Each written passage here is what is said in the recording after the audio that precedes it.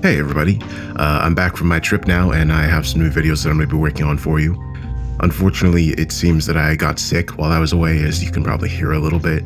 So it's going to be kind of difficult to record some new stuff. I'm going to be working on stuff that I already had recorded, like Baraska and a few other stories. And maybe I'll try to find a story where the main character's sick or something. But yeah, I'm hoping the congestion passes soon so I can record some new stuff for you all. The trip was really fun. Went down to Florida and South Carolina. I got to see a East Coast beach for the first time, and that was real nice. I think the West Coast beaches, like Oregon beaches, are prettier. They have more to look at. I think the scenery is a lot nicer, but the East Coast beaches are definitely nicer to relax at and just go for a day. How has your week been? I haven't really been as active in the community lately, just while I've been on my trip and stuff, so I'm looking forward to chatting with you all and seeing what's new. And while I'm working on the other stuff, I wanted to post another compilation for you all. And this one is a collection of stories about something trying to get into your house, or like home invasion stories, or ones where the character's trapped inside. And with these compilations, I don't want to include a story in multiple compilations, so there are some stories that might be kind of obvious to be in something like this, but won't be, like Psychosis, because I included Psychosis in the Isolation compilation. I want each compilation to be unique and not have duplicate stories, but let me know what you all think. I'll be in the comments like I normally am, and I hope you have a great day.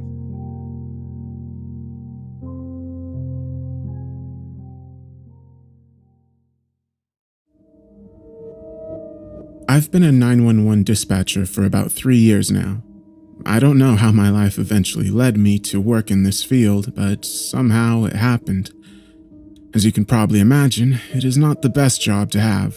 The pay is not great at all, and it is definitely not worth the emotional roller coaster that comes with it. I cannot tell you how many sleepless nights I've had due to what I hear on the other line. Most of my calls aren't too bad, mostly minor domestic disputes and armed robbery reports. But on rare occasions, I would get a disturbing call describing a murder scene or something along those lines. The calls with kids were also some of the worst, but one call sticks out, and it happened only a few weeks ago. I live in a decently small town, so crime is not a big issue, but I guess that is why whenever I get a call about a murder or grisly crime, it hits worse emotionally. All calls get to me, but not as much as the serious ones do. I'm not saying only some are serious and some aren't, but you get the point. A few nights ago, I got a call at about 11:30 p.m. I don't usually work overnight, but one of my coworkers was out sick, so I volunteered for a double shift, as my boss would pay me overtime if I did so. I'm just sitting at my desk, daydreaming about whatever, when I get the call. I brace myself and answer. And this is what was said. 911, what is your emergency? God, please help me! Please stop her! I was caught completely off guard by the caller's panicked voice and immediately put on edge. I knew already this was not routine, and I immediately tried to calm him down so I could find out where he was and send police, fire, or EMTs to his location. Sir, calm down. I need you to tell me where you are. 62 Yorker Street. Please send somebody. I have an intruder and she's trying to kill me. Yorker Street was near the edge of town, so it would take police at least 10 minutes to get there. I had to get enough information out of the caller to inform the traveling officers about what they would be dealing with if things escalated. Police are on their way. Are you hurt? No, but she wants to hurt me. She's destroying everything in the house and she's screaming her head off. Through the phone, I could hear the muffled screams of a girl. It was now apparent that the intruder was inside the house. Is there anyone else in the house besides yourself and the intruder? No, I was alone before she broke in. Okay, I need you to listen to me carefully. Lock yourself inside a room and hide. Stay on the line with me. I'm already locked inside the bedroom and hiding under the bed. Okay, good. Tell me what happened. I don't know. I woke up and heard things rattling in the living room. I got up and investigated, and there was a girl standing there, fiddling with one of the cabinets. I tried to quietly return to my room and call for help, but as soon as I moved, she noticed me. When she saw me, she started screaming so loud and charged at me. I sprinted back to my room and slammed the door shut, then I locked it. Is she near your room? No, I don't think so. We both then hear a loud bang, and the man gives out a fearful cry. Oh God, she's pounding on the door. Through the door, I could hear the rhythmic thumps on wood. Now I knew the situation was becoming dire. Most intruders, if caught by the house's occupants, will usually try and flee. This intruder has not left after being seen. She was now trying to kill. Please tell the police to hurry. I think she's about to break down the door. They're on their way. They will be there soon. I prayed they would be. Can you describe the girl for me? Yeah, I can try to. Already I was panicking for the caller. I couldn't have imagined how frightening the whole situation would be, but the description the caller gave me was bone-chilling. She looks like a child. She's not an adult. That I know for sure. She looked to be at least 7 or 8 years old. She was wearing a small skirt, and there were dark spots on it. Her hair was dark, about shoulder length or so. Her neck was messed up. Her head was just hanging from her neck.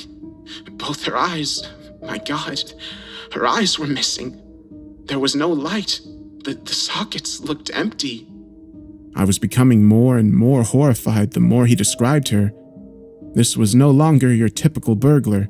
No little girl breaks into homes in the middle of the night with intent to kill. The little girl didn't even sound human, not by how the caller was describing her. 5 minutes had passed, and I prayed the police would get there soon. The man was crying at this point, and he was growing more and more panicked with every passing second. Do you know why this girl could have broken into your home? I don't know. He then stopped for a few seconds before continuing. She stopped banging on the door. I listened, and there was nothing. No noise other than the caller's panicked breaths. Okay, stay very quiet for me. Stay where you are. Okay. If it sounds like she's leaving your house, please tell me. Well, now that you mention it, this isn't my house. Wait, excuse me? This... He didn't even get to finish what he was going to say. As soon as he spoke, I heard a massive crash and the man yelled. I heard the ear-splitting screams of the man and the intruder. Then the line went dead. I sat at my desk, frozen and silent for a good few minutes. Then I broke down, and one of my fellow dispatchers, who had heard my conversation while sitting at his desk, immediately came over and comforted me. I told him what had just happened, and his face went white as snow. He was horrified. He must be thankful, however, that he didn't have to hear it firsthand. The police arrived a very short time later. I wanted to find out what was going on as soon as I could. Thankfully, I have a friend of mine on the force who told me what she and the other officers discovered. This is what she told me when I talked to her the next day. The house had no forcible entry, no windows were broken, and the front and back door were locked and secure. She and the other officers on scene were dumbfounded as they couldn't figure out how the intruder got in. This either meant that the intruder was willingly let into the home, which the caller did not tell me, or that the intruder was already inside when the caller returned to the house that wasn't even his, which at the time seemed to be most likely. Nevertheless, the cops eventually were able to pry open a window and get inside to check on the caller. The house was a mess. Everything from picture frames to glasses to even a refrigerator were wrecked. It was as if a demolition crew had a field day inside the house. The bedroom door was blown off its hinges, the door was in pieces, and there were wooden shards everywhere. If the cops weren't already creeped out at this point, they were just beginning to be. My friend told me that a linebacker couldn't have caused that much damage to the door in one blow, let alone a little girl. She was already on edge, but it got much, much worse when they eventually found the caller. The man was found in the bathroom, connected to the bedroom he was hiding in. It was gruesome. His blood was everywhere, most of it flowing from a gaping hole in his abdominal region. Some of it, however, was on the walls of the bedroom and ceiling. His eyes were also missing. My friend said a couple of police officers passed out or vomited from sheer shock after looking at the grisly atrocity that happened to the man. I was already horrified by what I heard. The man had died a very violent death, and this intruder was still out there. But my friend then told me something that made this case more bone-chilling than it already was. While looking around the house, one of the officers found an out-of-place wall near the kitchen. The wall looked to be artificial. It was connected by another wall, but it was only about 4 feet high and seemed to serve no purpose. It almost looked like a barrier to the kitchen, though there was an opening right next to it. The officer knocked on it lightly. Not only was it hollow, but when the officer knocked, a small hole opened up. He knocked on it very lightly, but the wall was so weak that it was enough force to actually penetrate it. He shined a flashlight inside and saw a blanket on the ground, but what caught his attention wasn't the blanket itself, rather the lump underneath it. He called for the other officers to come over to him, and they broke through the rest of the wall. They inspected the blanket, and one of the officers lightly lifted it off the lump. What they found was almost as disturbing as the dead caller.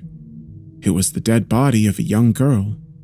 They immediately closed off the area, and crime scene technicians came and investigated. After some time, the coroner came and took 2 bodies to the morgue. A few days later, the rest of the details came out about this case. I was eager to hear what the coroner and the police had discovered, and my friend called me to tell me the rest of the story as soon as she found out. The caller had died from, and this was the exact term my friend used, blood loss from being gutted. His eyes were never found. The girl was identified as Taylor Watherton, a 9-year-old who went missing a little over 2 years ago.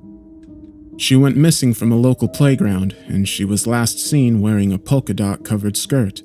I didn't think much of it until I found a missing persons poster with her picture on it. She had black hair that ran just to her shoulders. As I was looking at her photo, I couldn't stop thinking about that skirt she was last seen in. I felt like I was missing something, and then it hit me, and I almost fainted as I remembered what the caller told me. She was wearing a small skirt, and there were dark spots on it. Her hair was dark, about shoulder length or so. Apparently, the coroner determined that she had been dead for not that long at all. According to him, she appeared to be dead for no longer than a month. While the cause of death could not be determined exactly, her neck was broken, and it wasn't post-mortem. I told my friend when I originally talked to her that the caller said the house wasn't his. She did some digging and reported back to me around the same time the rest of the details were released. The house belonged to a man named Travis Quinsley, who had recently been reported missing. He had apparently told his family he was going on a trip to Canada, as he had a few friends that lived up there and that they were going to have a guy week. However, he didn't return when he was supposed to. During this time, his family would rotate house sitting. His brother, Colby, was the caller. I knew what he had looked like. His photo had been shown on the news a couple of times since his body was identified alongside a missing child. He was a young man with straight strawberry blonde hair and a decent build. After talking to my friend, I looked up a picture of what Travis looked like. If he was missing, I wanted to at least have an image of his face that I could put into the back of my mind. My heart dropped when I looked at a picture of him together with his brother on one of his social media accounts. It was captioned, "Back with the twin." He looked exactly like Colby.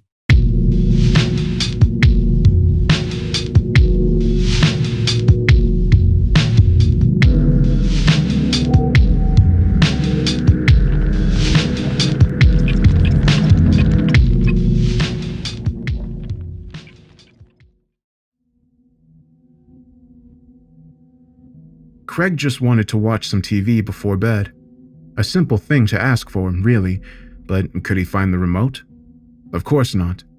He had just begun the process of pulling out all the couch cushions when someone started to knock on the front door, rapid and insistent.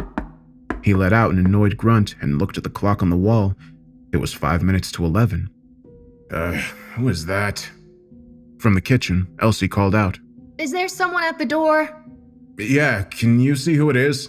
He yelled back. I'm busy over here. I'm looking for the remote. I can't find the stupid thing anywhere. I'm kind of busy too, Craig. Can't you please do it? Elsie hollered back. She was fixing herself a bag of popcorn, and it had just started to pop, emitting tiny, greasy firecracker explosions in the microwave. It's kind of late, isn't it? Don't open the door unless you know who it is. He growled and stomped over to the door, a storm cloud brewing over his head. Who is it? Craig was answered by more brisk rapping. His lip curled, and he peeked through the door hole with a surly "what do you want" poised on the tip of his tongue. The words crumbled in his mouth. It was Mandy McTavish, the next-door neighbor's 7-year-old daughter. She was standing on the front porch all by herself, wearing only a t-shirt and a pair of flannel pajama bottoms in the January cold. Her tiny feet were bare and ghostly white in the amber glow of the overhead porch light. Craig gasped, "What the?" and he yanked open the door. "Mandy, what are you doing here? You don't even have any shoes on, honey. Is something wrong?" The little girl looked up at him with a frozen non-expression, perfectly smooth and neutral. Craig had time to register that her eyes seemed strangely reflective in the muted light, almost as if they were emitting a yellowish glow. And then the girl's arm suddenly shot forward in a blur, fingers hooked to seize the front of his hooded sweatshirt. Craig flinched back from the unexpected movement, but Mandy's hand stopped just short of reaching across the threshold. Craig looked down at them in goggle-eyed surprise. "What?" Mandy squeaked out a creaky little mule and dropped her arms to her side. A thin, delicate string of drool slipped from the corner of her mouth and ran down the side of her chin. Let us in. Her voice dragged out in a rusty, atonal drone, the exact opposite of her usually bright-eyed, lilting little chirp. This was the croak of an ancient crone, a noxious old wretch suffering through the final hours of a long, odious existence. Craig felt a shiver race down his spine. He blinked and cleared his throat. "What do you mean, us, Mandy? Is everything okay at home?" Craig looked down into the girl's luminescent gaze, and for a second or two, he found himself wanting to do just that, to step back and invite her in. But at the same time, he didn't want to, because something was wrong, horribly wrong. A finger of unease trailed down his spine, leaving goosebumps in its wake. The look on Mandy's face, the white pallor of her skin, and even though she was out there in the bitter cold in only her thin pajamas, the kid wasn't shivering in the slightest. She was just a skinny little stick of a girl. How could she not be freezing out there? His gaze had strayed down to the little girl's bare feet again. And this time, he realized they weren't actually making contact with the all-weather carpet that covered the front porch. Mandy was floating several inches in the air. There weren't any footprints in the snow behind her either. Craig's heart abruptly started to pound in his chest. He thought, this isn't Mandy. It's not her. It was a crazy thought, a nonsensical thought, but it was true. This wasn't sweet, happy-go-lucky little Mandy McTavish, not at all. This was a monster. Craig found himself swinging the door shut. He didn't know what was going on, but he knew that it was wrong, and that was enough. Let us in. Mandy repeated, and the door slammed shut on her strange, blank little face. Craig turned the deadbolt and slid the chain in place, his hands shaking. No, you can't come in. Go away. And Craig slowly backpedaled down the short hall, dreading the sound of another knock, and he let out a little shriek when Elsie's questioning hand settled on his shoulder. He spun around, and his elbow knocked over her bowl of popcorn. It shattered against the wall. Popcorn and shards of glass sprayed across the floor. Elsie cawed like a startled cow and smacked him dead center in the chest with an open-handed slap. Jesus, what the hell, Craig? Look what you did! What are you— Elsie, don't open the door. The words came out as a quivering plea. If she knocks again, ignore it, okay? Don't open that door. What? What are you talking about? Who's out there? Elsie pushed past him, still yammering out a barrage of unanswered questions, and Craig grabbed her arm hard enough to make her gasp. I said, don't open the door! Elsie smacked his hand away. Ouch, Craig! What is wrong with you? Her face was pinched into an expression of bewildered annoyance. Broken bowl, popcorn mess on the floor, husband gone crazy. What the hell is this? Craig scuttled after her in an agony of anxiety. His throat felt arid and tight. No one's out there. She turned to scowl up at him, still indignantly rubbing her chin. Craig, I can't believe that I'm actually going to say this. But are you high or something? I mean, really? Is this a joke? Because I'm not laughing. There was someone there. It was Mandy McTavish. She was in her pajamas and she was out there all by herself. She told me to let her in, but I didn't. I didn't dare. I don't even know how to say this, but she wasn't— She wasn't what? Poor little Mandy was out there all alone in her PJs, and you didn't let her into the house? Craig! He struggled to find the words to express the terror he'd just felt, the overwhelming sense of impending doom, but he couldn't think of a way to express himself that wouldn't sound completely insane. What was he going to say? That Mandy was floating in the air? That she hadn't left any footprints in the fresh snow? He ran his hands through his hair and let out a long, heaving sigh. Something was just... It was just completely off, Elsie. I can't properly explain it, but it made my skin crawl, and I... Elsie turned her back on him and started to unhook the chain. He lunged at her and caught her hand in both of his. Don't! Please don't do that, hon. I mean it. Don't do it. Craig. His wife trailed off. She blinked up at him, completely nonplussed. Are you okay? No, he thought. I'm not okay. I'm scared. There was a scream outside, shrill and desperate. The Renfrews both jumped in unison. Elsie clawed back the little lace curtain that covered the door light, and they crowded together to peer outside, clutching each other like frightened children. A woman wearing only a bathrobe and one fuzzy slipper ran into view, all out sprinting down the middle of the street with her hair streaming back in the frigid breeze and her mouth gaping open to let out another scream.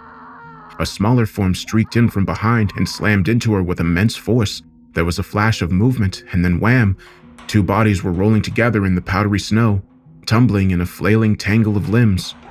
There was one last shriek, high pitch and raw, and the 2 struggling forms rolled out of sight. The street was quiet again. If it weren't for the disturbance in the snow, it would have been as if nothing had happened out there at all. Elsie turned to Craig with a shocked, stricken look on her face. What just happened? Was that Vicky Pinbrook? I think it was. Keep your voice down, okay? Turn off the hall light. Turn off all the lights. But Vicky... Elsie gestured weakly at the door. No, we aren't going out there. Are you crazy? Craig reached out and flicked the switch on the hall light himself. I'm calling the cops. I don't know how I'm going to explain myself without sounding like a lunatic, but I'm calling them anyway. Craig crept back to the front door and turned off the outside light. He took another peek outside and froze. I think I'm going to bed now. Okay? Elsie's lip trembled. She was struggling against tears. I don't like this, and I'm freaked out, and I just want to go lay down. Craig barely heard what she was saying. He was too busy staring out the window with a look of horror on his face. He took a deep breath and said, Not just yet, hon. Can you come here and tell me if you see what I'm seeing? The woman with the bathrobe and single fuzzy slipper was back. Elsie was right. It was Vicky Penbrook, longtime neighbor and soccer mom extraordinaire. She was gliding down the street with her feet hovering several inches off the surface of the road, her bathrobe now loose and flapping around behind her in the stiff, icy breeze. Her face was completely devoid of emotion, slack and flat, like she's dead, Craig thought, and he felt a rash of goosebumps break out on his arms. Dead and laying in a slab in the morgue. Oh my God. Elsie whispered. Look at her feet. Her feet aren't touching the ground. Vicky stopped directly in front of their house. She tilted her head back and appeared to be sniffing the air, a predator catching scent of its prey. How cold is it tonight? Almost 20 below? Elsie turned and clutched Craig's arm. She's just about naked out there and she doesn't even seem to notice. Vicky revolved in midair to face the house.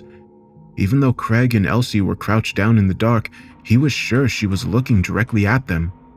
Craig hissed, "Get away from the door!" and he grabbed his wife by the waist to haul her into the deeper shadows of the hallway. Vicky floated smoothly up to their front porch and ascended the steps. Her face was still and serene as a statue. Vicky levitated across the porch in that surreal, dreamlike manner and stopped in front of the door, still sniffing delicately at the air. Vicky's eyes were glowing a dull, silky shade of yellow. She started to knock on the door, the rhythm rapid and insistent. Craig pulled Elsie close, and they huddled together against the wall. Let us in. Vicky called out. She spoke in the same dead, dragging rasp as Mandy McTavish, the rattle of dead leaves in a frozen gutter. What's wrong with her? Elsie whispered. Her eyes were very wide and wet. Craig, I'm scared. This is freaking me out. Me too. Don't listen to her. Come on. He led his wife back into the living room, stepping gingerly through the mess of broken glass and popcorn on the floor. He sat her down on the couch and grabbed his cell phone off the table. It was time to call the cops. There was a long moment of silence on the other end, a loud click, and then the mindless, one-tone busy signal. Like hell? Really? I call 911, I can't even get an automated message on the line? Vicky finally stopped rapping on the front door, and the silence that came after was unsettling. They looked at each other with the same troubling question in their eyes. What do we do now? Maybe we should make a run for one of the cars. Elsie was picking nervously at her pajama pants, harvesting invisible lint with pecking fingers. Jump in and peel out of here. Should we risk it? I don't know about that. I don't think we should. Whatever tackled Vicky out on the street, it was fast. Craig hesitated and added, I'm not completely sure, but I think it was Mandy that jumped on her. I mean, it was all over so quick, I hardly even saw what happened, but I'm pretty sure it was her. So we just sit here and... what? Wait? Elsie clutched her hands together in her lap and squirmed. I don't want to stay here. I don't feel safe. What if they try to break in? I don't think they can break in. We have to let them in. I had the door wide open when Mandy was on the porch and she tried to grab me, but she couldn't seem to reach past the doorway. I think we're safe here. Out there, though. He sat down on the couch beside his wife and put his arm around her. She curled into him and grabbed his hand. Her palm was hot and sweaty. What's wrong with them? I don't understand this. I mean, it's like they're turned into... Elsie trailed off. She didn't need to finish. Craig knew what she was trying to say. The idea was ludicrous, of course. Vampires weren't real. They were purely a figment of imagination, the stuff of bad novels and even worse movies. But people can't float around through the air, can they? People can't. Try the police again. Elsie demanded. Keep trying. He tried again and shook his head. Still can't get through. Elsie tensed. She held up a finger and said, Shh. Do you hear that? Craig held his breath and listened. After a moment, he heard it too. Faint but clear. The hectic, hysterical wailing of multiple sirens in the distance. No wonder you can't get through. It sounds like every cop car, fire truck, and ambulance in the whole city is out there right now, trying to deal with this. She paused, then added, Whatever this is even... and let out an unsteady little cackle. Craig reached over and clicked off the standing lamp in the corner, plunging the living room into gloom. You were right. We can't wait for someone to save us. We need to get out of here. We'll just sit here and be quiet and wait for a little while. If the coast looks clear later on, we'll make a run for one of the cars and get out of here. Elsie's reply was interrupted by a volley of muffled screams. They were coming from somewhere close by, no more than a few houses away. A medley of terrified shrieks echoed and rebounded down the empty street. Wordless cries of horror and agony. Craig put his arms around his wife and they hugged each other, both of them clamping down hard against screams of their own. A man's voice rose above the din. Keep away from me! Stay back! I've got a gun! I've got a... There was a loud gunshot, and the man's hysterics suddenly cut off mid-wail. In the thick silence that followed, the only sound to be heard at 19 Chestnut Street were the wind moaning across the leaves and the Renfrew's own ragged, shallow breathing. They let them in, Craig whispered. They shouldn't have let them in. He pulled Elsie a little closer. They cringed in the dark and clutched each other as chaos laid waste to the world outside the walls of their home. Shortly after midnight, the Renfrews decided to sequester themselves upstairs in their bedroom. They barricaded the door with Elsie's heavy antique bureau. The frequent rapping at their front door was fainter now, which was a blessing, but they could still hear the occasional bout of screaming echo up and down the length of Chestnut Street. The knocking was bad, but the screams were much, much worse. Craig was watching the street below from the bedroom window. He'd seen far more than he really cared to see. By this point, some kind of fatalistic, morbid curiosity was compelling him to continue watching. The street was slowly filling with people dressed for bed in their pajamas, wrapped in bath towels, and sometimes even completely naked out in the frigid cold. They were all people from the neighborhood, familiar faces. They came in twos and threes, sometimes alone, sometimes in small groups, and their feet never touched the ground. They knocked on doors, and occasionally someone would let them in. Their numbers steadily grew larger. The glow of approaching headlights lit up the street, and a weathered-looking Jeep Cherokee slowed to turn into the driveway of the house directly across from the Renfrews, its back end fishtailing a bit on the fresh snow. Craig's breath caught in his throat. The guy across the street just came back home from work. He just pulled into his driveway. Elsie poked an arm out from underneath the comforter and waved her hand dismissively. They're going to get him. She murmured, and she pulled her arm back under her protective, quilted shield. Just like they probably got Darren. You don't know that. Craig snapped. Just because he's not answering his phone, it doesn't mean that he... Craig trailed off. What? Then he let them in? Maybe he wasn't inside when it started. Did you think of that? He could have been out on the town with his roommates. He's in college, Craig. They're always going out. They don't care if it's a Tuesday night. Shh, he's getting out. Craig pressed his forehead to the glass and held his breath. The neighbor across the street was a stocky, surly-looking guy with a shaved head. And Craig had never actually spoken to the man in the entire 9 years he had been living on Chestnut Street. All he knew about the guy was that he appeared to work a steady afternoon shift. He lived alone, and he was fond of spending his Sunday afternoons blaring classic rock while detailing his Jeep in the driveway. Elsie was right. Outside of his house, he would be helpless, easy prey. They would get him. Craig wished there was some way he could warn him, but he couldn't think of a way to do it and still manage to remain unnoticed. All he could do was watch it happen. Mr. Jeep heaved himself out of his vehicle with his lunch bag in hand and stomped up to his front step, kicking up the snow in spiteful little puffs as he went. He paused on the first step and turned to look behind him, his expression changing from his usual stony belligerence to one of shock and surprise. He muttered something in a puff of vapor and took a few hesitant steps forward, his cluster of keys dangling loose and forgotten in hand. Mr. Jeep's eyes went wide and he stopped dead in his tracks. He dropped his lunch bag and whirled around to run for his door, but it was too late. They came for him, 5 streaks of blurred movement darting in from every direction. They slammed into the man and threw him to his driveway with bone-crushing force. In a blink of an eye, he was covered in a blanket of bodies, a pride of starving lions in sweatpants and nightgowns. The fiends tore off Mr. Jeep's coat and shredded his work uniform with scrabbling hands, throwing ragged flaps of blue cloth to swirl and flap away in the wind. Oh, Jesus, Craig moaned. They got him.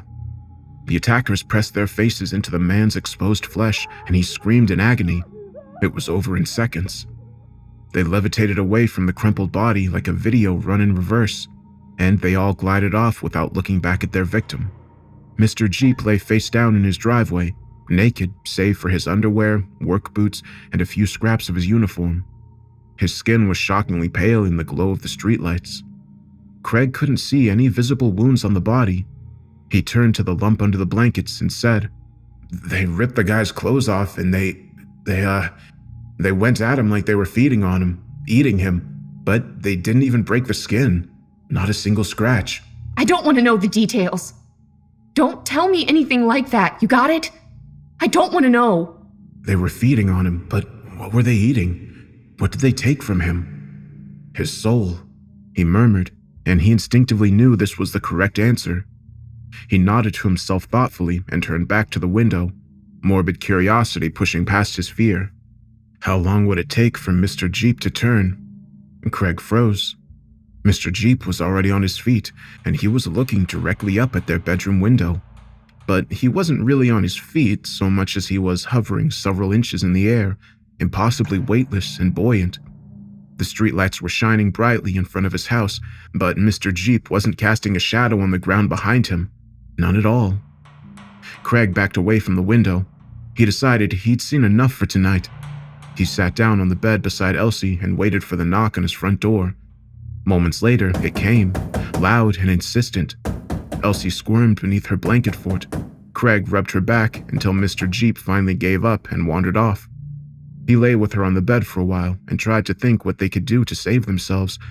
Their situation was bleak. He whispered, "Should I try the radio again? What do you think, honey?" Elsie didn't answer. Craig sighed and clicked on the little radio alarm clock on the side of his bed.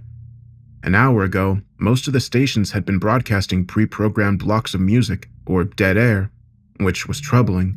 But now, Almost all of them were blasting out an emergency broadcast message on a repeating loop. It consisted of several seconds of a high-pitched tone followed by a robotic-sounding voice that said, "A wave of violent civil unrest has spread across the nation. Martial law has been declared. Please stay inside and do not attempt to travel. Do not let anyone enter your home. Lock your doors and wait for further instruction." Shut it off. There's not going to be any further instruction. No one's coming to save us. "You can't say that." I can. Haven't you noticed yet? The sirens? "What are you even talking about? Jesus, Elsie, why can't you try to... Craig closed his eyes and bit down on his growing irritation at his wife's frail, washed-out fatalism. Of course she was losing hope. Why wouldn't she at this point? The entire world was falling apart around them. The sirens. Do you hear them anymore? Craig held his breath and listened intently, but once again, Elsie was right. He couldn't hear them anymore. At some point in the last hour, the hectic background of emergency vehicles wailing in the distance had fallen silent. He turned the radio off. He was unsurprised to see that the missing remote for the living room TV was sitting on his nightstand, teetering on top of a pile of change. He considered going downstairs to check the news stations and decided against it. The same message was probably scrolling across the screen on every station. Why bother? "What the hell is that?" he whispered, but he already knew what it was. It was the sound of cold fingers tapping on glass. Craig looked over at the window and strangled back a shriek. Mr. Jeep was floating on the other side of the glass, his eyes glowing that hypnotic, dreadful shade of amber. The shredded remains of the man's work uniform fluttered in the wind, his mouth was moving, and Craig didn't have to be a lip reader to understand what he was saying. "Let us in." And Craig took in a deep, shuddering breath and forced himself to stand. He shuffled over to the window on legs like rickety stilts and dropped the blinds down. He pulled the heavy curtain panels closed. The tapping continued. Craig stumbled back to bed and joined Elsie under the covers. They curled together in the hot, close darkness of their blanket cave and waited to see what dawn might bring. The night lasted an eternity, echoing with the sounds of a world sliding into ruin. There was a squeal of spinning tires and the jagged tinkle of breaking glass, hysterical shrieking and futile pleas for mercy. Just before dawn, the sound of horror and strife came to an abrupt end, and the shell-shocked Renfrews both fell into a light, troubled slumber. Elsie opened her eyes just before 10 in the morning and nudged her husband awake with a soft tap of her elbow. He flinched and briefly struggled against their cocoon of blankets. Elsie shushed him with a finger to his lips. She peeled back the blankets and said, I really have to pee. "Me too. We'll go together." They crept out of their bedroom and tiptoed down the hall to the bathroom, both of them skittish as wild horses after being barricaded upstairs for so many hours. Craig stood watch at the door while Elsie took care of business, his feet shuffling around in an urgent little gotta-pee dance. He heard Elsie stifle a giggle behind him, and he found himself smiling a little too.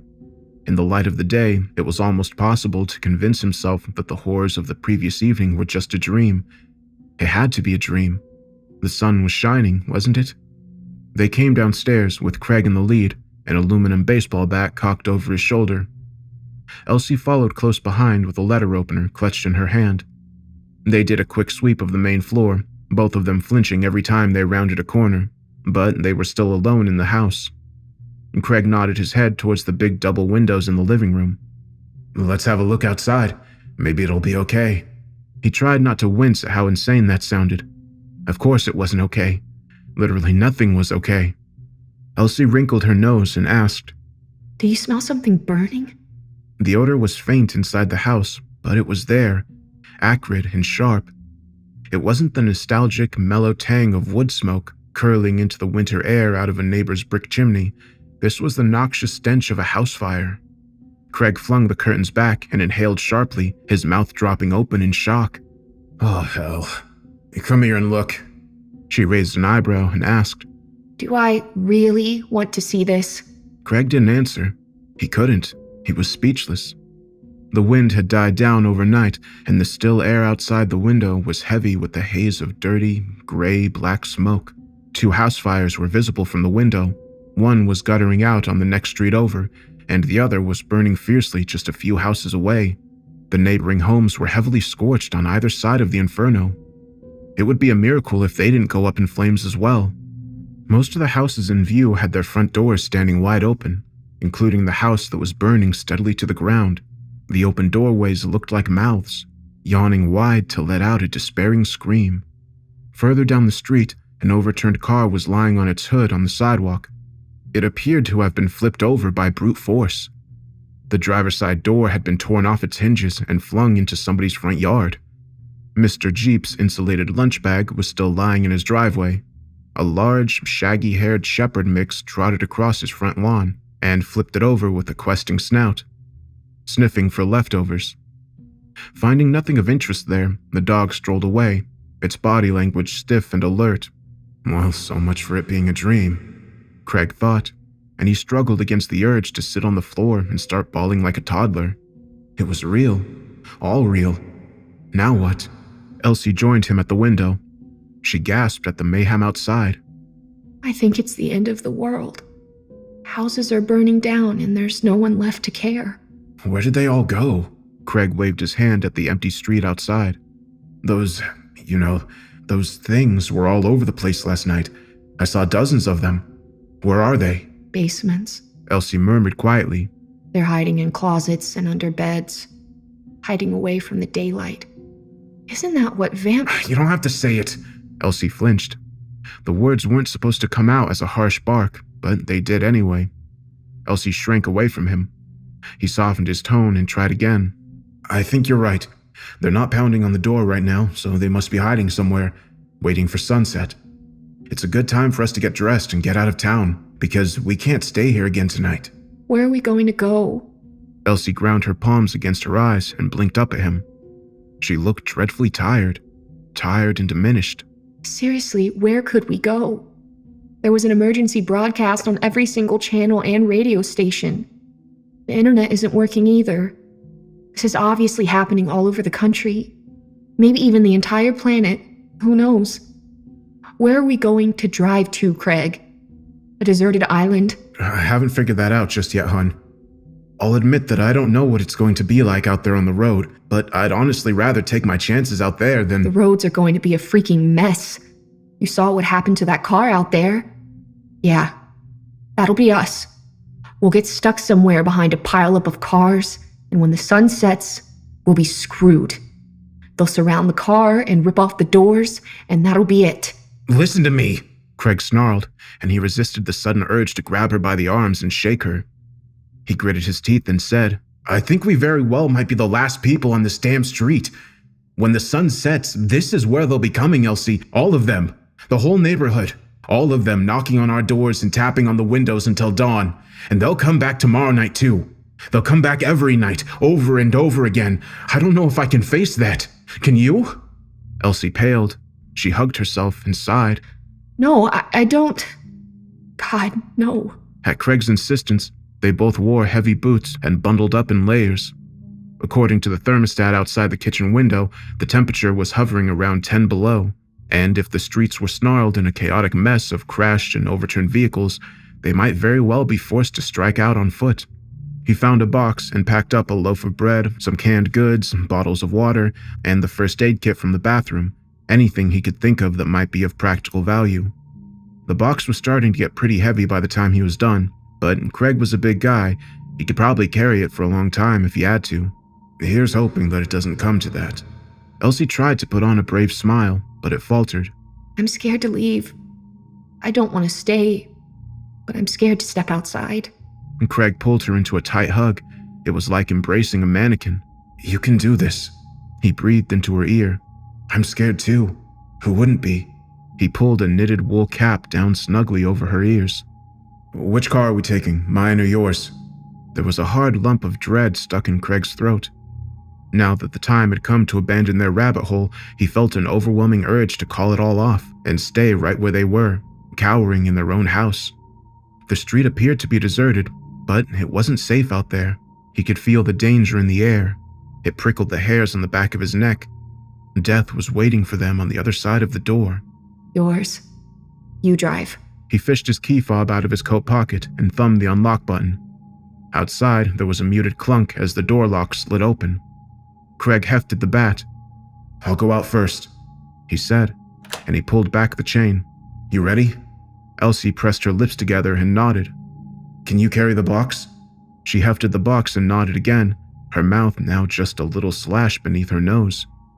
Craig took a deep breath. "Okay, let's go." It wasn't until he was bleeding on the driveway that Craig would remember the dog he'd seen sniffing at Mr. Jeep's lunch bag. By then, it was far too late. The air outside was frigid and tainted with the caustic stink of scorched paint and burning drywall. One of the houses beside the inferno down the street was starting to catch, and the smoke was floating along in thick, choking clouds. Craig held up the bat in a double-handed death grip and charged out the door, Elsie close behind him. He started to skirt around Elsie's little Fiat, and a large, shaggy dog suddenly burst out from between the Fiat and Craig's Volkswagen sedan, growling low in its throat. It was Lion, the McTavish's 5-year-old chow. Mandy had absolutely adored him. They had often rolled around together in the McTavish's front yard, giggling and slobbering and grunting the afternoon away as the sun shone benignly from its lofty perch in the big blue sky overhead. He licked his lips and croaked, "Hey, big guy, take it easy, buddy, okay?" Craig had always known Lion to be an amicable, tail-wagging sort of fella, but at some point during the course of the previous night, something had changed his demeanor entirely. The burly chow's body language was aggressive and tense, the stance of a dog who was about to attack. Lion's eyes were normally mild and slightly sad-looking, the eyes of a good old boy living in a state of melancholy peace with the easy world around him. Now, they bulged from their sockets like twin spheres of volcanic glass, blank and merciless. Lion? You stop growling! Bad boy! You— The McTavish's dog answered with a murderous-looking snarl. He reared back on his haunches and coiled to leap. There was no time to turn heel and run. Craig grasped and swung the bat as hard as he could at the dog's wild, fluffy skull.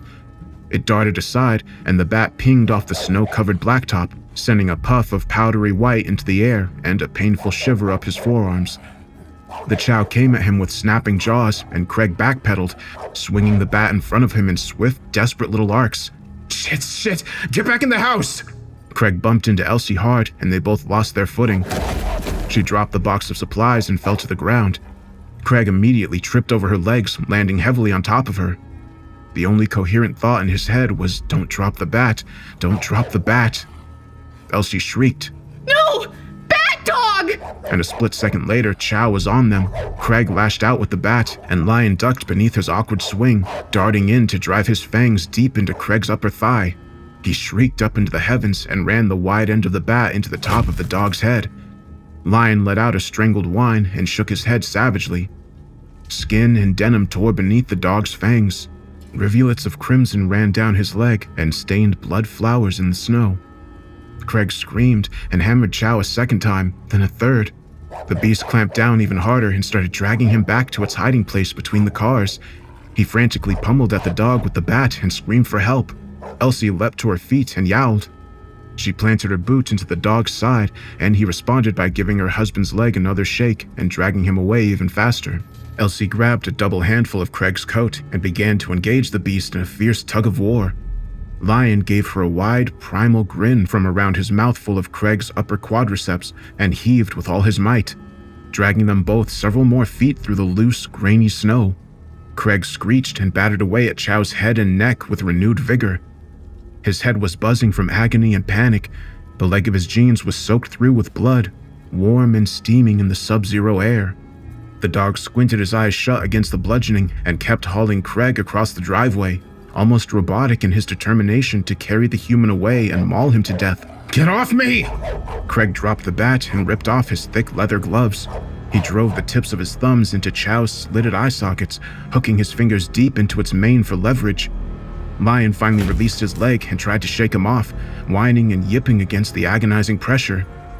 Craig held on for all he was worth and kept pushing with his thumb until he felt the dog's eyes pop. The animal screeched and went wild in his hands, snapping its teeth and flailing. He rolled, the dog's head still trapped in his hands, and he shoved the thick-set animal beneath the Fiat's front bumper. wedging him deeper under the car with a few hard kicks with the sole of his boot. Blinded and trapped, the Chow descended into a writhing, snarling frenzy. Elsie hollered, Oh my god! and rushed to his side. She hooked her hands beneath his upper arm and tried to haul him off the ground. Craig used the baseball bat like a crutch, and together they managed to heave him to his feet. His entire body was trembling and cold, so cold, except for the shredded wound on his leg. It burned like hellfire. "Back inside," he gasped. "Hurry!" They took 5 or 6 lurching steps together before a matted-looking golden retriever came streaking in from down the street. It latched onto the sleeve of Elsie's coat and started trying to pull her to the ground. Elsie squealed and attempted to kick the animal in the chest, but it hopped back and yanked her around in a circle, trying its damnedest to throw her off balance. Craig lurched into the fray and brought the bat whistling down onto the dog's back. The retriever let go of Elsie's arm and turned to fight its new opponent, fangs bared to kill. Craig roared down at the snarling animal and whacked it across the head with an air-whistling blow. The dog went spinning into the dead remnants of last year's flower bed and lay there, its hind legs kicking spastically in the air. 2 more dogs came racing up the driveway, a terrier mix and a bulldog. Craig shoved Elsie up the front steps and clambered stiffly after her, hopping backwards with his lips skinned back from his teeth in a grimace. "Don't let them get in!" And stopped to face the dogs at the top of the stairs, squaring off with them as Elsie scurried through the front door. He swung hard, and the terrier flopped bonelessly down the steps, its coal black eyes staring at nothing. The bulldog, however, was made of sterner stuff. It stubbornly advanced against the whirling swings of the baseball bat and backed Craig across the width of the porch, tirelessly hunting for an opening. The bat felt like it weighed 50 pounds. Craig's arms were starting to feel like old rubber bands, brittle and weak. The burst of terrified adrenaline was starting to give way to shock and blood loss. "Elsie, get ready to open the door!" Craig feinted a thrust with the business end of the bat and hollered, "Now!"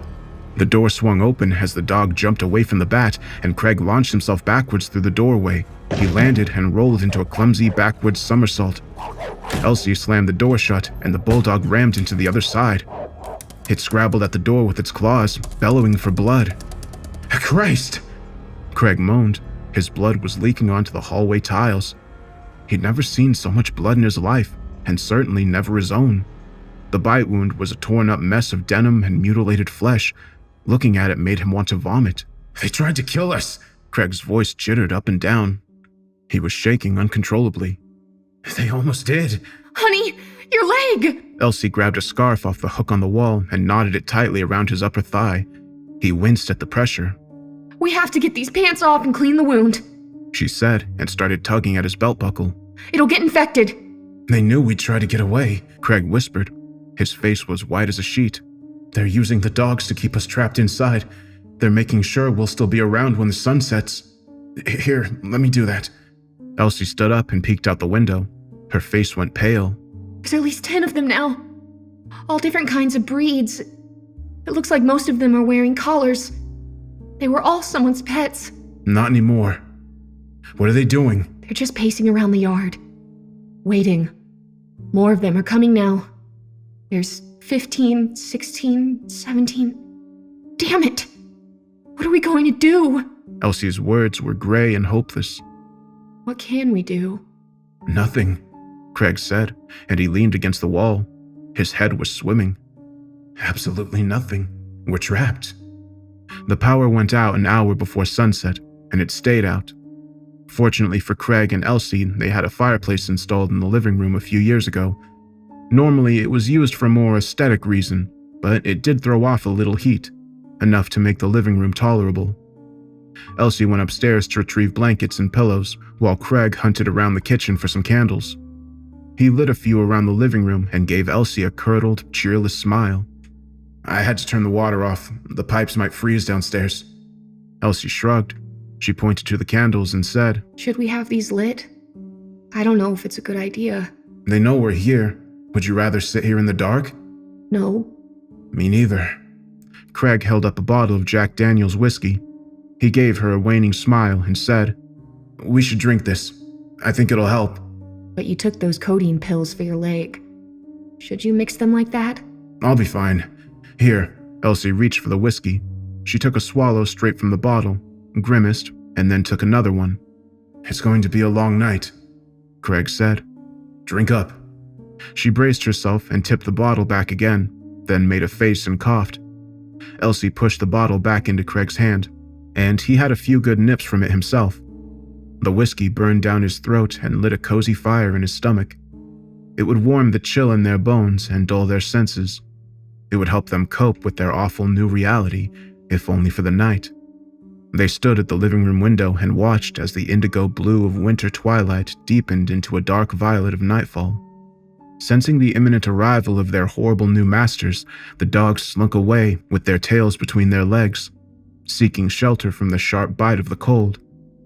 As the stars began to wink to life in the black sky above, the new residents of Chestnut Street started floating into view. The streetlights were dark and dead, but between the moon and the guttering house fires, the street was lit with an anemic, flickering glow.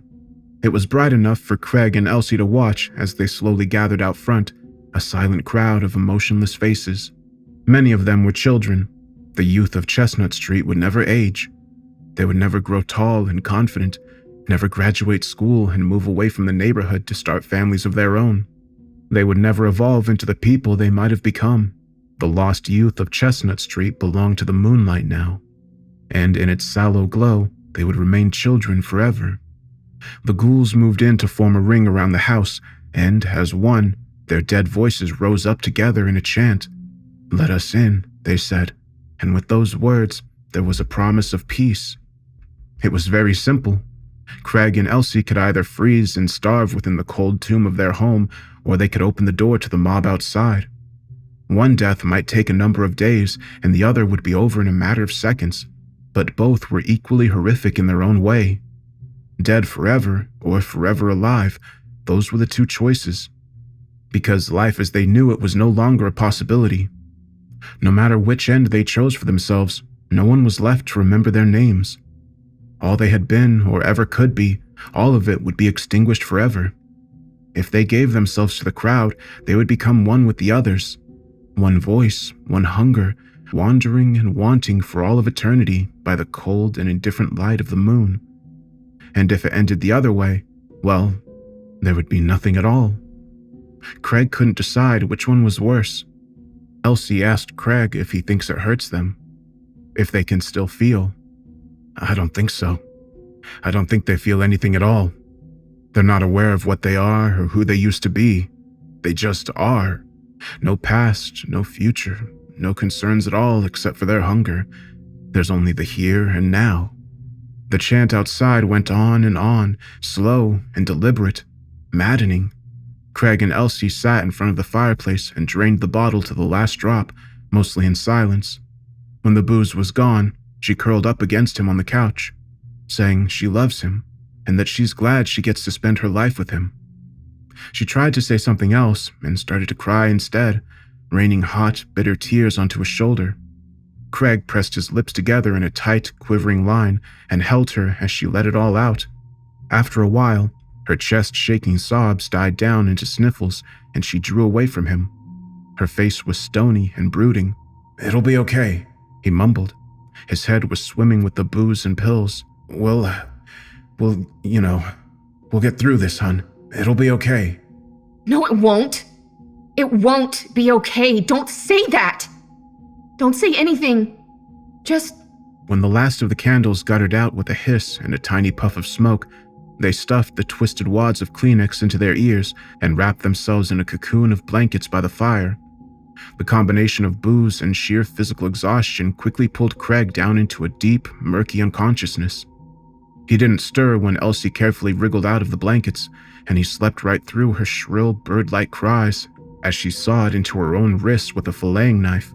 Craig didn't know what she'd done to herself until he literally stumbled over her body the next morning, tripping over it and landing on his hands and knees in the puddle of her cold, tacky blood. He was bleary-eyed and shivering from a combination of the cold and his hangover, and for almost a full minute, he sat there in Elsie's blood, unable to believe it, incapable of believing it. But then he started to scream. The screams tore out of his throat like jagged shards of glass, and they were real, just like the blood on the floor was real. It was so horribly, unmercifully real. Craig screamed until his voice gave out. His wailing made the dogs outside perk up their ears. They looked hopefully at the house, licking their chops and tentatively wagging their tails. They were all very eager for an end of their servitude to their new masters, the things that only came out at night, the things with no smell or warmth on their bodies. The new masters commanded without words, and their will was as cold and sharp as the winter air around them. Perhaps the end would come, and the dogs would be allowed to flee. They stared at the house with hungry eyes and waited. The day passed in a haze of weeping and misery. Craig opened a bottle of vodka, and he had mostly killed it by the time sunset rolled around. He stood in the living room window and watched them gather in front of his house, a patient mob of blank faces and burning eyes. When they were finally assembled, the crowd closed in tightly, filling every window and doorway with their bodies. They demanded for Craig to open up and let them in. He was the last of Chestnut Street's former residents, the final remnant of an era gone by. Craig's world was only 2 days dead, but it was already long forgotten. The new residents of Chestnut Street weren't aware of yesterday, and they would never worry about tomorrow. There was only one measure of time in the new world, and that was now, this particular moment, and then the moment that follows directly after. The citizens of the new world were united by one burning, universal desire. They would systematically root out the hiding places of the remaining survivors from the dead era, and they would wear them down with the dull, implacable logic of their 3-word chant. The new world would consume what was left of the old, night after night, week after week, until there was no trace of it left. And when the feast was over, the moon would replace the sun as the champion of the sky, and the people of Chestnut Street would wander for all eternity by its pale and cheerless glow, lost and hungry for something they would never have the capacity to understand, trapped forever in a singular, shifting instant in time. They would drift to and fro in the dark, forever unsatisfied without knowing why, united as one, but completely and utterly alone. "There's only 2 possible conclusions to this story," Craig slurred at them through the window. "I can use the knife, or I can let you in. Which one's worse?" He stared out at them, his former neighbors, and he saw a uniformity that was strangely comforting. The moonlight world of the ghouls outside might be ruled by hunger, but it would also be free in its own way. Free from doubt, anger, humiliation, regret, guilt, or even sadness. As the whole world died, those afflictions died along with it, never to exist again. "Hunger is bad, but there are things worse than hunger. My wife killed herself. I sat in her blood. That was a lot worse." Craig limped over to the front door, his breath puffing in the frigid air. He hadn't bothered to build a fire that day, and what was the point? It would be an effort wasted on a dead man. He pulled back the chain and opened the door. They were waiting for him, a dozen of them crowding the porch as the rest spilled down the steps and into the front yard. "Let us in," one said. They waited for his response, eyes glittering in the dark. Craig wiped his tears away and stepped back from the doorway. Now or tomorrow, the next day or the day after that, it would eventually come down to either the knife or the crowd outside. And in the end, did it really matter anyway? No, it didn't. Not anymore. "Come in." They knocked the door off the hinges and splintered the frame as they surged inside. There was a split second of terror, a flash of agony and horror, and then it was done. Craig rose from the hallway floor, and he floated out into the moonlight to join the others. It was a new world, a moonlit world, and Craig was reborn.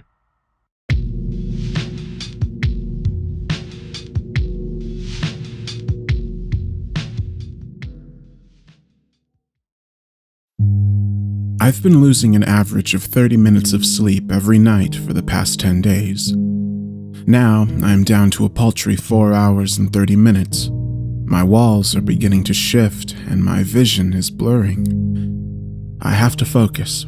I need to focus. Someone out there has to know. Does anyone know why the garbage collectors have switched to the night shift? Even asking it sends shivers down my spine. It's late, and soon I will hear them turn up to collect. I can't sleep upstairs anymore, not where they can see me.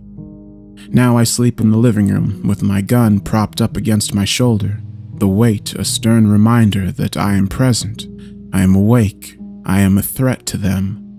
They won't try anything if I'm a threat to them, right? I'm sorry, let me explain. My name is Tyson. I'm a farmer with a thriving family, a loving wife, and 2 bright young boys. We live in a very remote area that requires a significant amount of divergence for basic services. I won't say where, I won't risk my family or my business, especially knowing what kind of armchair detectives there are out there. I respect what you all do and fear you in equal measure. So I'd rather throw you a bone you can thoroughly chew on, as opposed to delving into mine and my family's personal info. What I can tell you is this patch of land has been in my family for 6 generations, was not acquired illegally, built on sacred land, and to the best of my knowledge, has never had a violent occurrence or bloodshed. We're normal, hardworking folks who have always tried to do right, which makes what is going on here all the more difficult to understand, to quantify and reason with when the basic logic gives way. I hear you. You're undoubtedly scratching your heads and asking, why are garbage collectors such an issue? And I don't blame you. I'll get to that. Something shifted by my gates. No sound. Can't be the Garbagemen. You hear them a mile off. They're not subtle about making their presence known. The first night they turned up was so startling that I honest to God thought we were being robbed by the most unprofessional thieves this part of the world had ever birthed. Rambunctious, loud, and borderline jovial in their candor. It was always the same, each and every time. The sounds of the huge mechanical vehicle roaring as it drove up my dirt road, crushing twigs and kicking up dirt as it ground to a stop by the gate some 50 feet from my front door. 2 thuds, boots hitting the ground, stumbling over the main gate where our trash was left for the Garbagemen on Tuesday. Usually a couple of surly men got out, grunted, and hauled ass out of the area as soon as possible. These 2 couldn't have been happier to be there from the sound of things.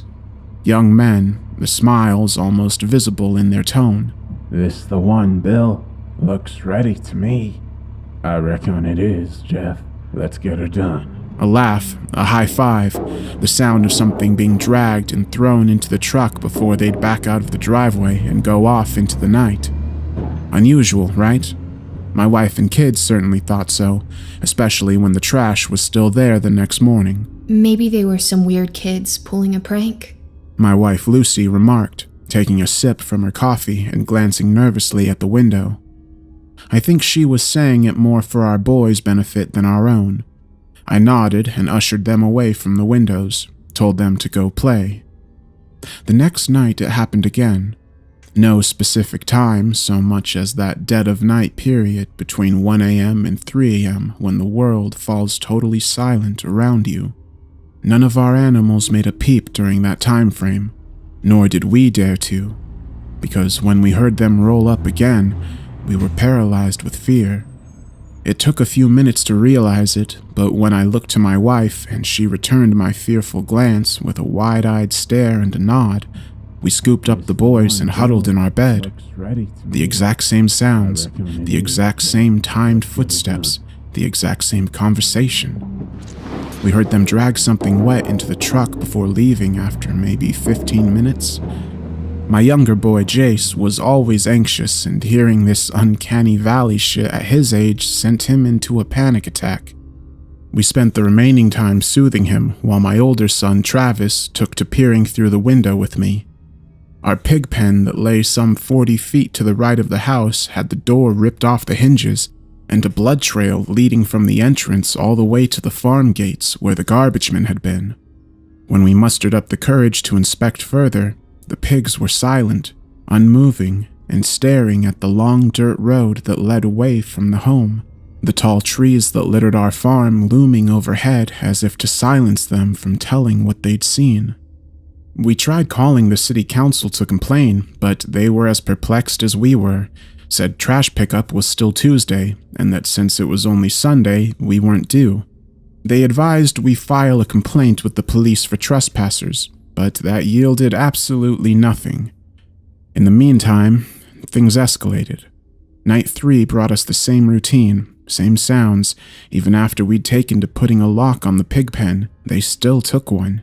This time making sure to leave a small pile of viscera behind, perhaps as a warning. We elected to putting the animals in the barn and deadbolting it, hoping the pranksters would get the message and perhaps get bored. I'd ordered a CCTV camera, but with my location being so out of the way, it was going to take time to arrive, and I wasn't about to stand in my window with a camera pointed out at some weirdos. We didn't consider the consequences of this defiance. It was night 5. The boys were sleeping in our room, and like clockwork, they showed up and pulled me from what little sleep I was getting. My wife soon after.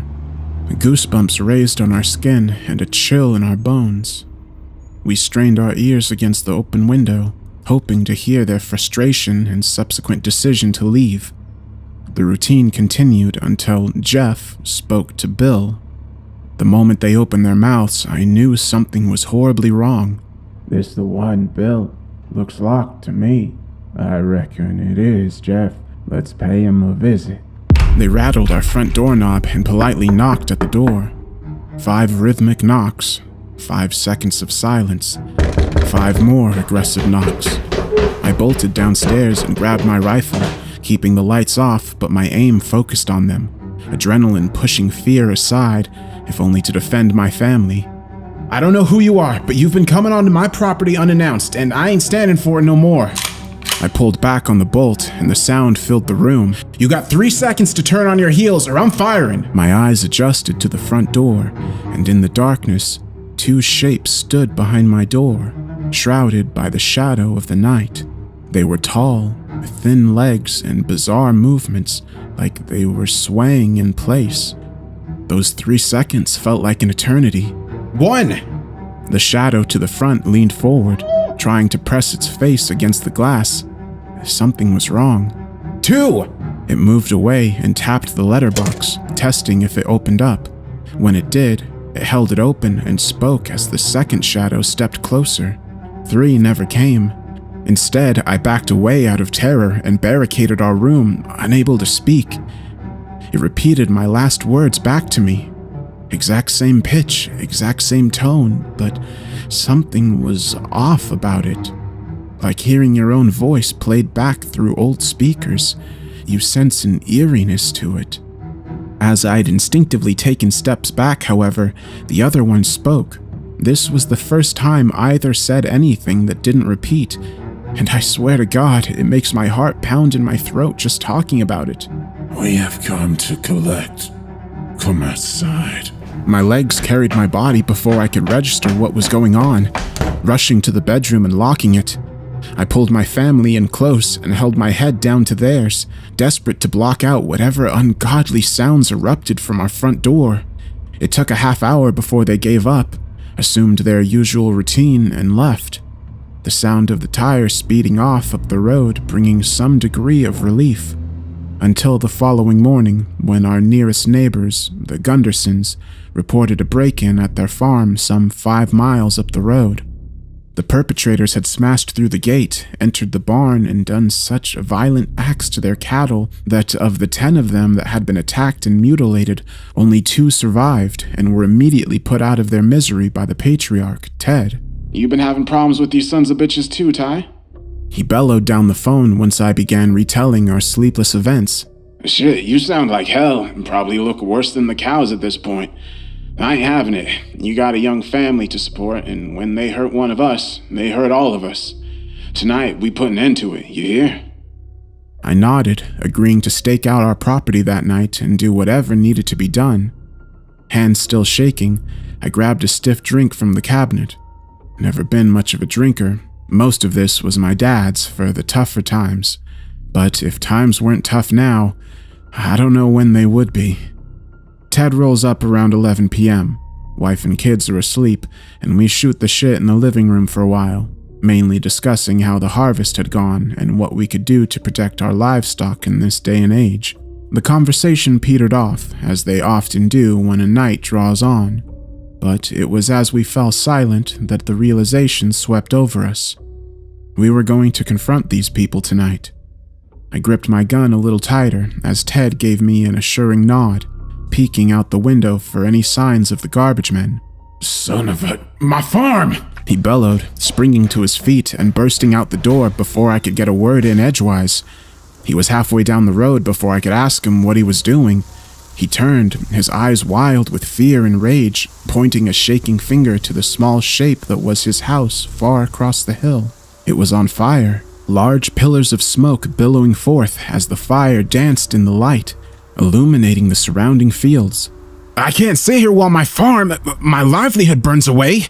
If those bastards are behind this, well, you can bet your ass they won't last the night when I'm through with them. I'll teach them a lesson about the value of things, the things people throw away.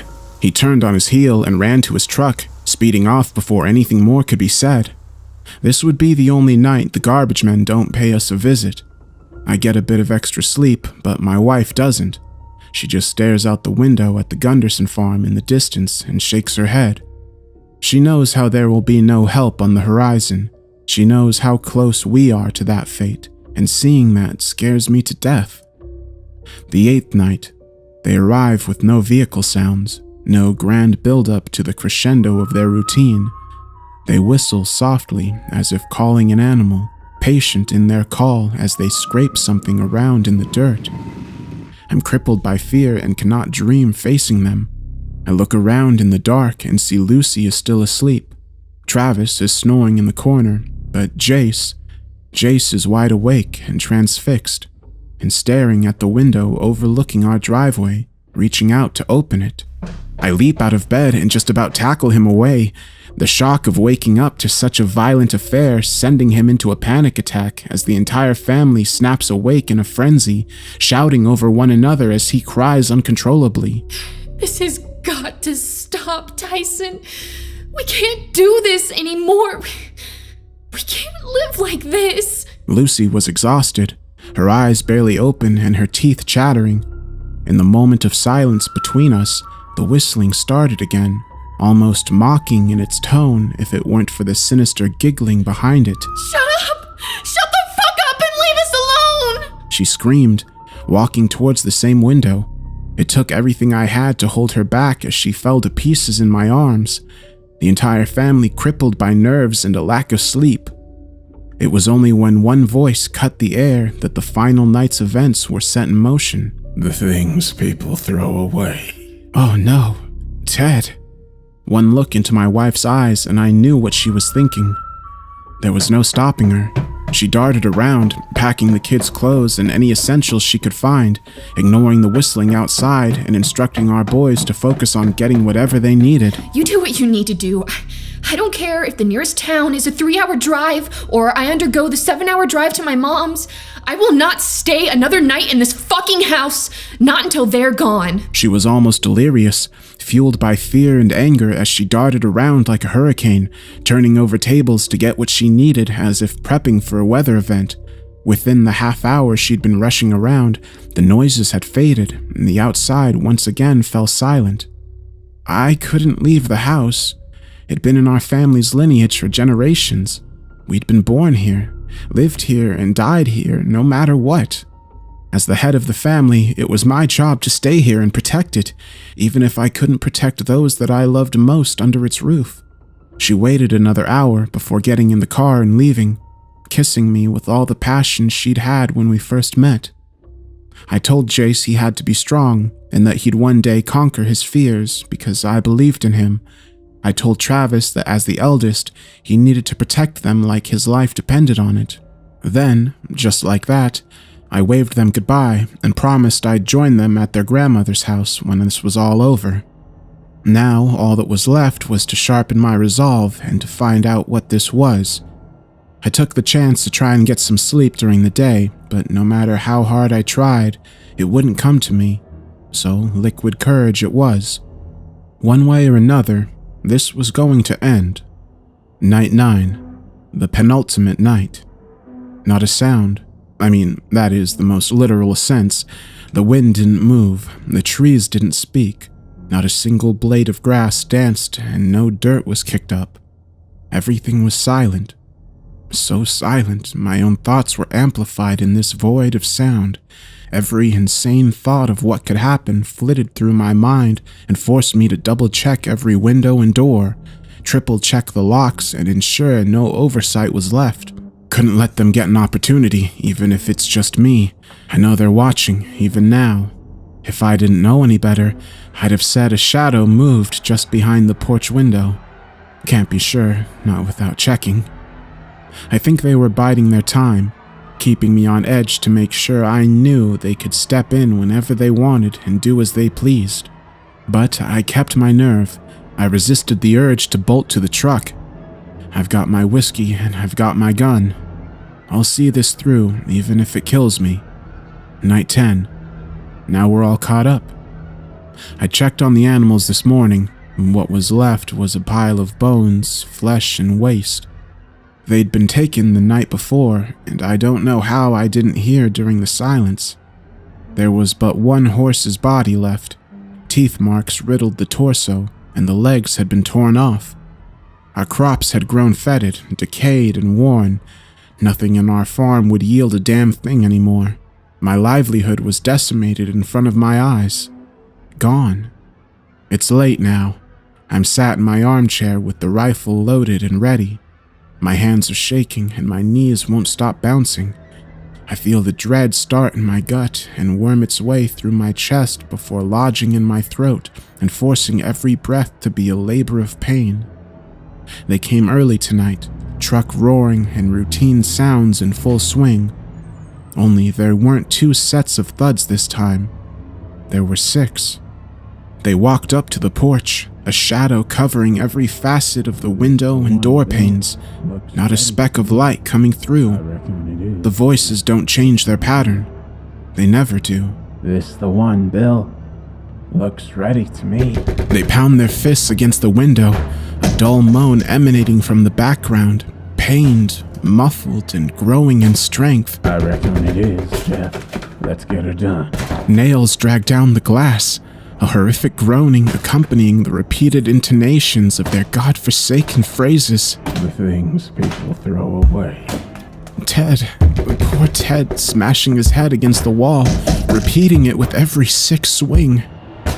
It was only when I heard the 4th voice that I finally looked out the window, perhaps on instinct. Not until they're gone. My Lucy, my sweet Lucy calling to me. I can't begin to tell you what I saw when I pulled back the curtains for just a split second, but every forbidden aspect of it burned into my brain, and it will not leave me even as I shut my eyes from the surrounding chorus of madness. My kids are now saying they've come to collect, that I must come outside. That whistle has come back. It's almost soothing. I can't bear to do this on my own. I can't live with that image of this in my skull anymore. I miss my wife. I miss my kids. I miss sleeping soundly at night. What if it is them out there?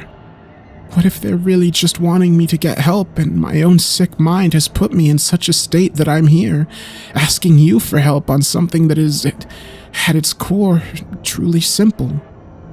I'm going to put down the laptop and open the door. I have to know. I have to. Why did the garbage men start coming in the dead of night? Does anyone know?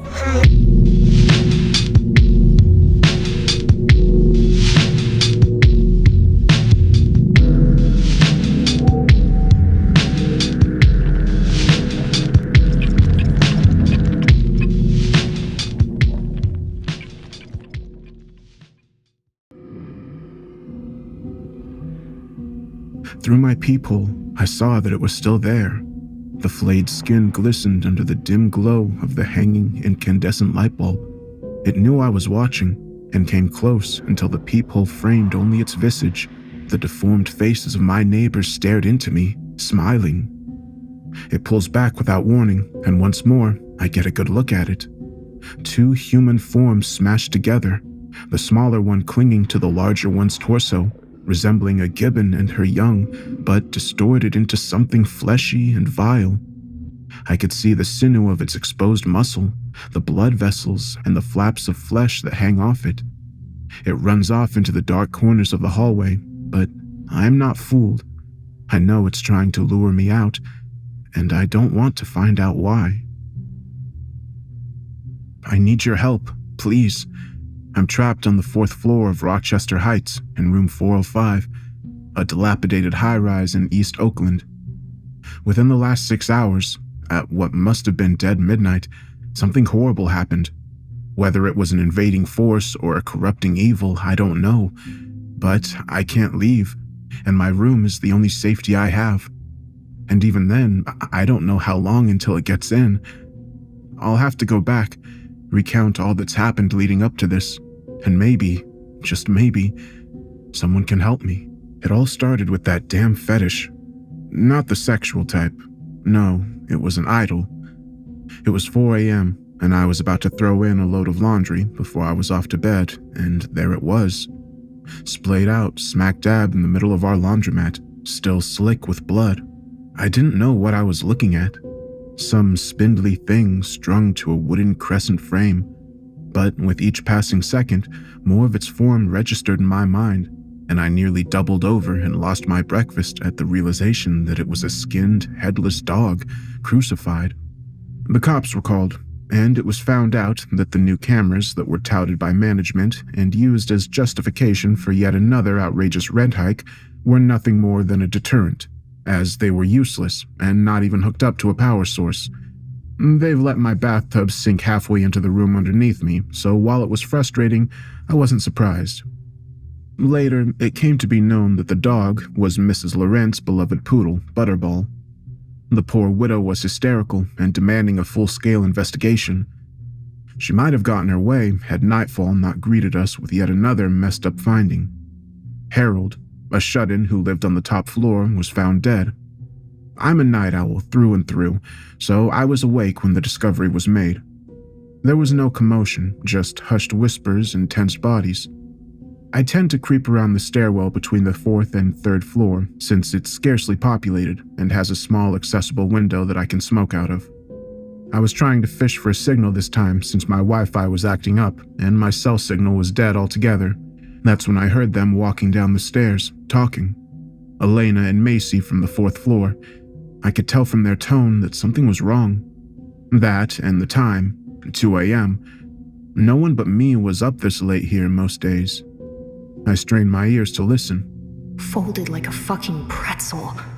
And there was a mess everywhere. Tony says he thinks he's been there since they found the hag's dog in the laundromat. He tried calling the cops, but it's not going through. Elena was whispering to Macy. Well, who was it? That creep Harold from the 2nd floor. The one that Carter beat up for stalking his girlfriend. What was her name? John? It's Joanna. Don't be mean. This is serious. What did Tony do about the body? Sorry, I just think she's frumpy and plain. Way out of Carter's league. And nothing yet. He told the manager and he tried calling the police too, but no luck. He wants the body out of here as soon as possible, so he sent Tony out to the station in person. But it's been 2 hours since and he hasn't even texted me once. I'm starting to get worried. Want to go look for him?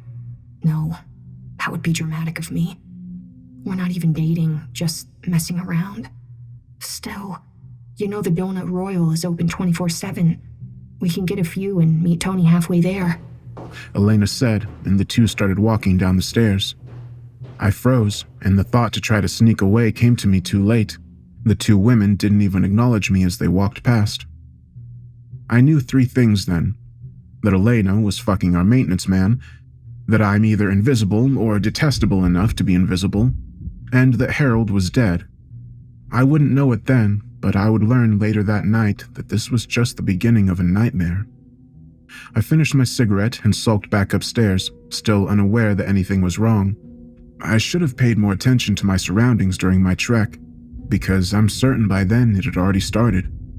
I only barely picked up on the fact that every light was dimmer. Not by much, but enough for it to be noticeable. I went back to my room, bolted the door, and tried getting my laptop to connect to the internet again. The only ones that loaded up were 2 random Reddit pages I had already loaded before the Wi-Fi crapped out. I gave up after about 45 minutes and pressed my ear to the wall next door. I know it's weird, but sometimes I enjoyed listening to the sounds of my neighbors, Joanna and Carter, but now they were quiet except for the natural shifts and breathing that came with sleep. I wondered if they knew Harold was dead, and I wondered how they'd react when they found out. I wasn't there for the supposed blowout between him and Carter, but I had heard about it. Macy and Elena loved to gossip above my smoking spot. I think Harold caught them like I had, and the poor fellow, trapped within the cage of his delusions, confronted Carter. Everyone knew he had a thing for Joanna, and she was too polite or sympathetic to ever be stern with him, so he must have interpreted it as reciprocation, and it ended with him getting stomped out and the residents being quietly grateful for it. Poor Harold, in his mid-40s and living with his geriatric mother, because he was too messed up in the head to go anywhere else. Mary was her name, I think, and then I felt a horrible tinge of guilt. Did she know of her son's death, and where was she? I used to fear ending up like him the most, but that was before tonight. Sleepless and frustrated, I felt the ache for another cigarette, and I went for a smoke. I pondered why no one else was freaking out about his death, or why it was being kept secret. I didn't consider it until then, but if he was dead, and he truly died in such an agonizing way, who had done it? And were they still around? Cold sweat trickled down my face at the question, and I felt compelled to turn around and head back to my room. After 2 more steps, I decided to do just that, but something else was off. The hallway was darker now, much more than before, and the air was cold in a way that's hard to describe. Its bitter chill piercing straight into nerve and bone. Vertigo threatened to overcome me with each passing moment as the pervasive wrongness intensified. I couldn't define it at first, but as I kept walking, it became clear. The hallway was longer than it should have been. I froze, unable to make sense of that fact, and I scrutinized my surroundings a bit more. The ceiling was higher too, by a few feet. My mouth was dry, and I tried to swallow, but nothing could bring me back to lucidity. Foot over foot, I forced myself to walk back towards my room, and I was halfway there when once more my heart stilled in abject fear. At the end of the hallway, from the 5th floor, someone was descending the stairs. Rational thought should have driven me to head toward them and ask or warn them of what was happening, but some deep instinct knew it was wrong in all the ways a living thing could be. Even the stairs leading up to the upper floor felt wrong, as if they weren't of this world. I'd have to get closer to this approaching thing if I wanted to get to my room, so I turned back around and tried to dash as silently but as quickly as possible down the hall, but feared I would be spotted before I could. A storage closet to my right that was never locked served as my refuge, and I tried to slink into it as quietly as possible. The closet used a repurposed apartment door, so it had a peephole for me to gaze out of. Minutes passed by at an agonizing pace, but it did eventually come into view. From the periphery it emerged, robed in ornate cloth and moving as if it were dancing on air. Upon looking down, I saw it was skating across the air, legless and floating. From its hood, a strange blinking light cast out into the dark hallway. As it was eye level with me and directly in front of me, I caught a side profile of its face and held my breath to stifle a gasp. Its face was like TV static, flickering in black and white chaos. I closed my eyes then, fearing that it would turn to face me and I'd get an unobstructed look at it. In those still moments, as I waited for it to fling the door open, I thought back to all the other strange things I had heard about lately. Tony had found nearly a dozen dead animals around the apartment perimeter in the last few days. He didn't want to talk about the state he found them in, and I wondered if they were anything like Butterball, skinned and crucified. I waited until my body ached and I mustered the courage to peer into the hole once more. An empty hallway greeted me, and I slowly opened the door and crept my way out. Me, Macy, Elena, Carter, and Joanna were the only ones that occupied this floor. I went to their door and caught myself when I went to knock. I hesitated for a moment before I tried the knob, I winced as it creaked open, and I made my way in, trying to close the door as quietly as possible. I called out for them in a hushed voice, but as I looked around their empty living room, I heard a muffled sound from the other room. I slowly crept across the apartment and looked through the crack in the open door. I didn't recognize them at first. I thought it was a pile of blankets, but as the heavy movement and labored breath caused something to click in my head, I couldn't stifle the yelp. It caused the head, or more aptly, heads, to snap up to face me, and I had no delusions of what it was. Carter and Joanna had been fused together. They must have been sleeping when it happened, as their torso, hips, and legs were melted together. Her head was fused to his chest and staring up at me with wide, unblinking eyes. I thought they had been flayed at first, but the more I looked, the more it seemed like the flesh had sloughed off them. It hoisted itself up on all fours, if you could call it that, and both their heads let out a moaning sound. The mouths grinned at me as it took a step towards me, and I finally snapped out of it. We both ran at the same time, but it was slowed by its deformed mass. But the distance between us was still too close for comfort as I ran out into the hallway and towards my room. I thanked God that I hadn't locked my door as I threw it open and turned to slam it shut. And without a moment to spare, I bolted and locked it. It tried the knob a few times before it resorted to gentle taps and then deafening pounding and then silence. Now, it's just waiting there for me. But what I fear most is that whatever did that to them will come back, lured by its presence, and do the same to me. It's been hours since, but the sun has not risen. I tried sleeping in the bathtub. I couldn't stand the proximity of my bed to Joanne's and Carter's. But when I stepped in, I remembered that half the tub couldn't support my weight, as water damage had left it half sunk into the floor. So I went back to the living room and saw my laptop still sitting there with this webpage open. If anyone can help or has any ideas, now's the time. I don't know how much longer I have left. Just now, I decided to peer out of my window and was greeted by Stygian darkness. But what really scares me is the few breaks in it. Occasionally, lightning flashes across the sky and illuminates the world beyond.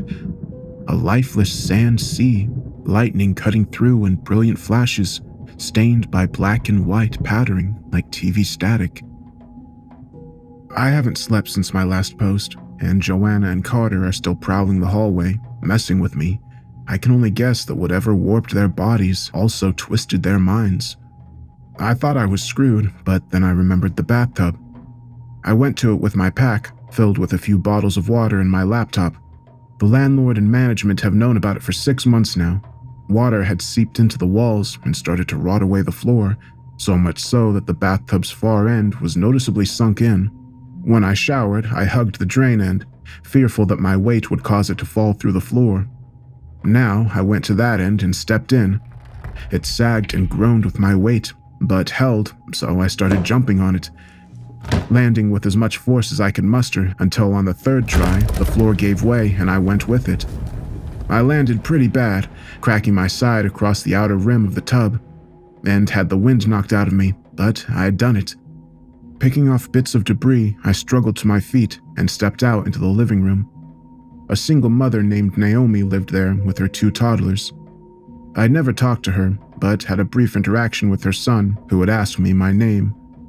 I knew they often spent the night at her baby daddy's house, once again Elena and Macy's gossip keying me in, and it held true tonight. The living room and bedroom were empty, and I was grateful. I tried to hurry, as my fall wasn't exactly silent, and if anything else was out there, it surely heard. I rushed down the hallway in long strides, trying not to look, but there were details you couldn't help but notice. A section of brick wall had discolored monochrome, black and white, and back to faded red. I didn't stop to observe. I had to keep moving. Only once I came upon several blood-stained doors did my pace slow, but I didn't stop. I tried not to think about the people who lived there or what had happened to them, but by now, the apartment should have been full of the sounds of life, instead of the bleak, oppressive silence I was drowning in.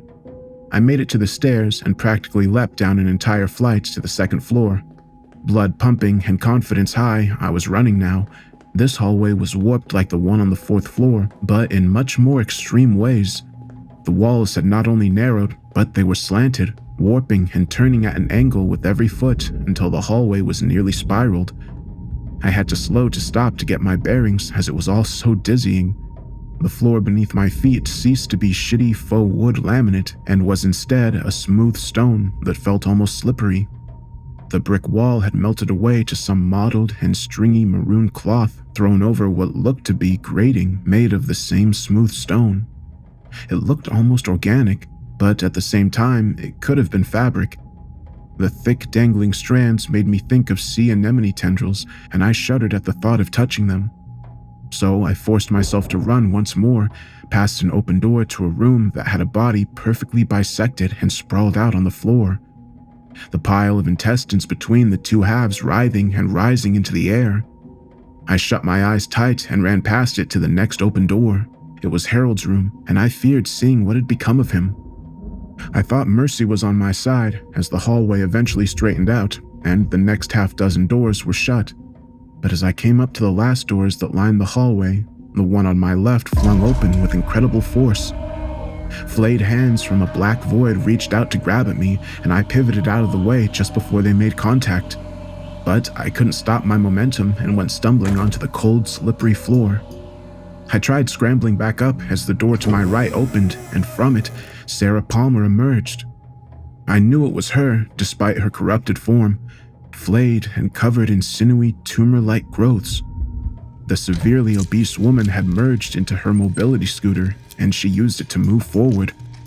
Slothed flesh made it difficult as it wrapped around the wheels, but still, it inched forward. The center of her abdomen had split open into a gaping hole, and with a quiver and a moan, it erupted with some vile, bile-like fluid as it vomited a small figure out onto the floor before me. The newly birthed child got up at the same time I did and followed me into my panicked rush down the rest of the hallway and into the stairwell. The childlike thing made of diseased and partially digested sinew was fast. It laughed as it closed the gap between us. It leapt onto me and crawled to my back, biting deep into my shoulder. I attempted to take hold of it and pry it off. The flesh was gelatinous, and my fingers sunk into it in a way that made my stomach churn. Tag, you're it! The thing said in a voice I thought was vaguely familiar. Disgust drove me to fling it at the wall with all the force I could muster, and its body crunched and splattered on impact with the wall. It let out a small, pained groan as it slid to the floor. As I ran by, it spoke in an agonized whisper that I could not rend from my mind no matter how much I try. Chris, why? I just wanted to play. It said, and I had to stifle a heaving gasp as I cleared the flight of stairs into the first-floor lobby. The only child who knew my name here was Naomi's son, and they weren't supposed to be here. Not tonight. They had always left on weeknights to their father's house. Had Naomi called off the attempts of reconciliation tonight of all nights? Or had this begun earlier than I had thought? I didn't know and wouldn't ponder it until I was out of this nightmare. The lobby was normal by all means, except for the lack of lights, but now the darkness did nothing to deter me. The exit was right there, and I ran towards it.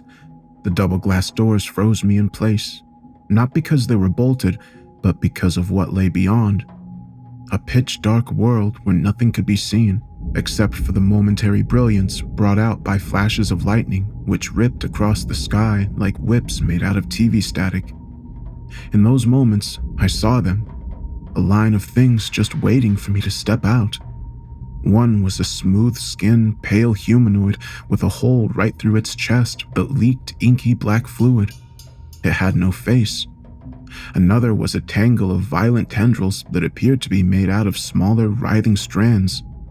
Then there was one that was a massive, looming, serpentine thing, dotted with eyes the size of human heads, each iris alien in shape. The one end that I assumed to be its head was tusked with mandibles that must have been 6 feet in length. There were dozens of others, but their forms were too varied, too abstract to ever accurately describe.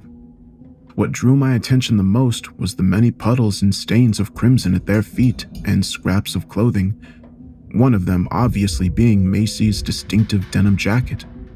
One work boot lay on its side. one I thought might have belonged to a maintenance worker. I would not be leaving, not here. I tried to comfort myself by saying whatever was keeping me here wasn't letting them in, but it wasn't reassuring in any measure. I ended up crawling underneath the shitty lobby desk and curling up into a ball for what felt like hours. It could have been longer for all I know, but nothing mattered in that moment. I was screwed. Only when I heard the sound of a procession shuffling by did I stir. Peeking out from my hiding place, I saw them, the robed figures, 6 of them now. Upon their shoulders, they bore the weight of a marble slab, and upon it, a huddled figure. I watched them, backs to me, shuffle down the room and into the hallway that led to the manager's office. I tried sulking out as silently as possible to bear witness to the ritual that was about to unfold. The bearers lowered themselves and the slab, and as light gleamed across it, I realized who it was. The body was bent back into itself until it formed a circle.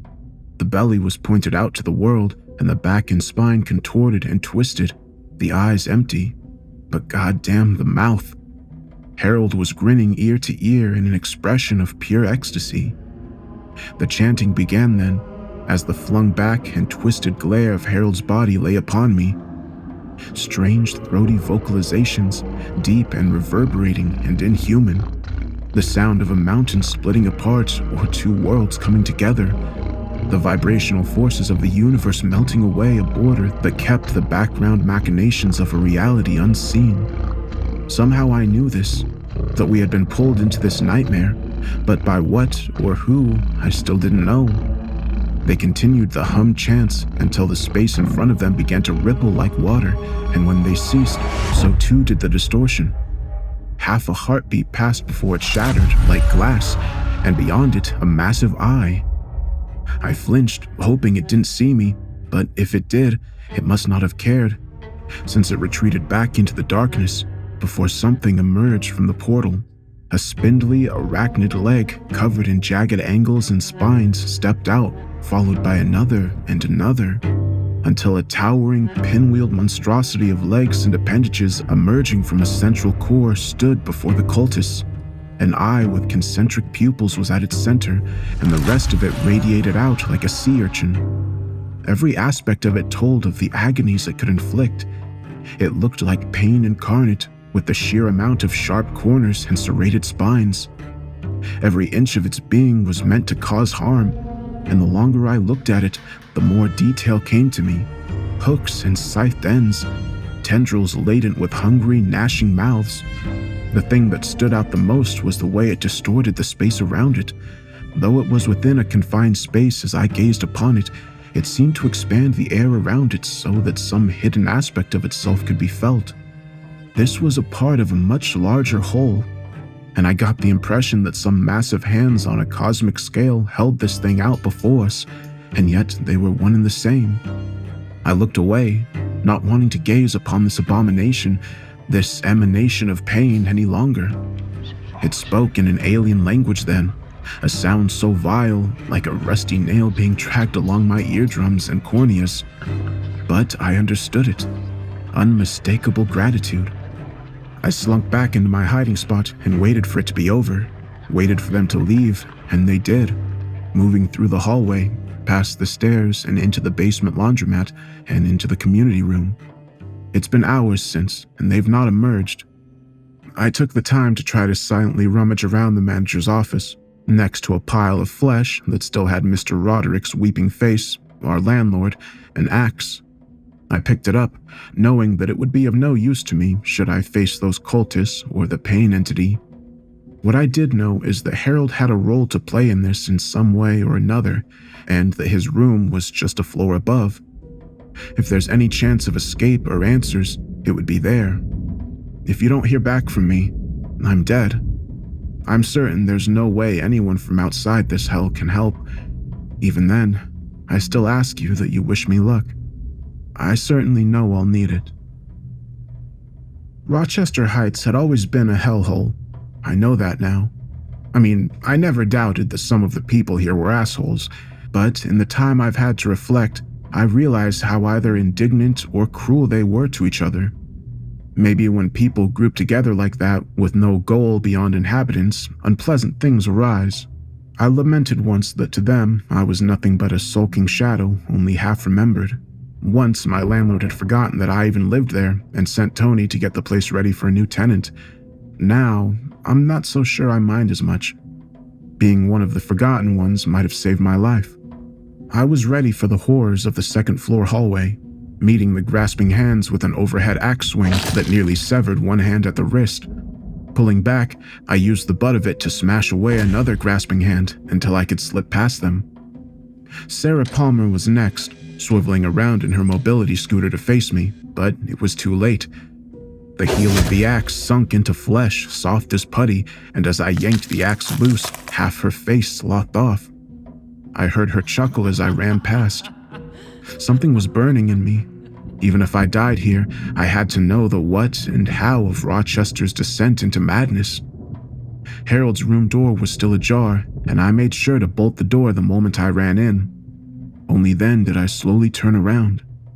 I thought it was graphorrhea at first. I had read about it one late night, a disorder most often associated with schizophrenics, the incoherent ramblings written and spoken. The living room floor and adjacent floor contained countless sharp-edged sigils and graphs. They looked occultic in their configurations, but the actual characters themselves were completely foreign. Dead center at the circle was free of the scrawl, but stained with brownish-red blood. I knew it was where Tony had found Harold's body. There was a journal left on the coffee table, and flipping through it, I confirmed that it was his. In the few moments I had in the room, I didn't have much time to really understand its contents, and though I still have it, and have spent hours since poring over it, I've only been able to come up with a rudimentary understanding of what Harold was onto. Harold moved back in with his mother after an episode that cost him his job a year prior. They lived off her social security checks, and he deeply resented her for her advanced age. Every day she'd wake up with less of her mind intact. He was also having issues with extreme sexual frustration and began clinging delusionally to Joanne's politeness as a signal that she wanted him. The confrontation with her boyfriend Carter was the breaking point. It wasn't the reason why he did all this, but it was the final straw. But he had reason to resent everyone here, and he detailed all his grievances, big and small. I learned then the difference between being someone pushed to the wayside but still scrutinized with an eye of assumed threat like Harold, and being forgotten altogether like me. In his pages upon pages of detailed slights, never once did my name come up. My existence failed to register to someone who was uncomfortably similar. It made me feel bitter, and I don't know why. Then there was talk of what he dubbed the background world. I still don't quite understand what it was or its purpose, but that's the thing that ties this all together. I'll let Harold explain in his own words. I first saw it in a dream, then a vision. It started with a tusked worm taking a bite out of the thin air. Like a scalloped finger, it peeled back what I thought was real to show me the machinations that ran behind what could be seen. Two places within the same space, but never allowed to touch or interact. As above, so below, and from below to above. Everything is mirrored. If it exists here in our layer, it exists below, within the background world. That was the first rule it told me, the most important for creating an interstice where we can finally meet. The second rule is that for an autarch to touch the human domain, something must be offered to it. A life, or part of one. Most often the offering is someone else. The greater the offering, the more an autarch can manipulate the human domain, as long as it's within its sphere of influence.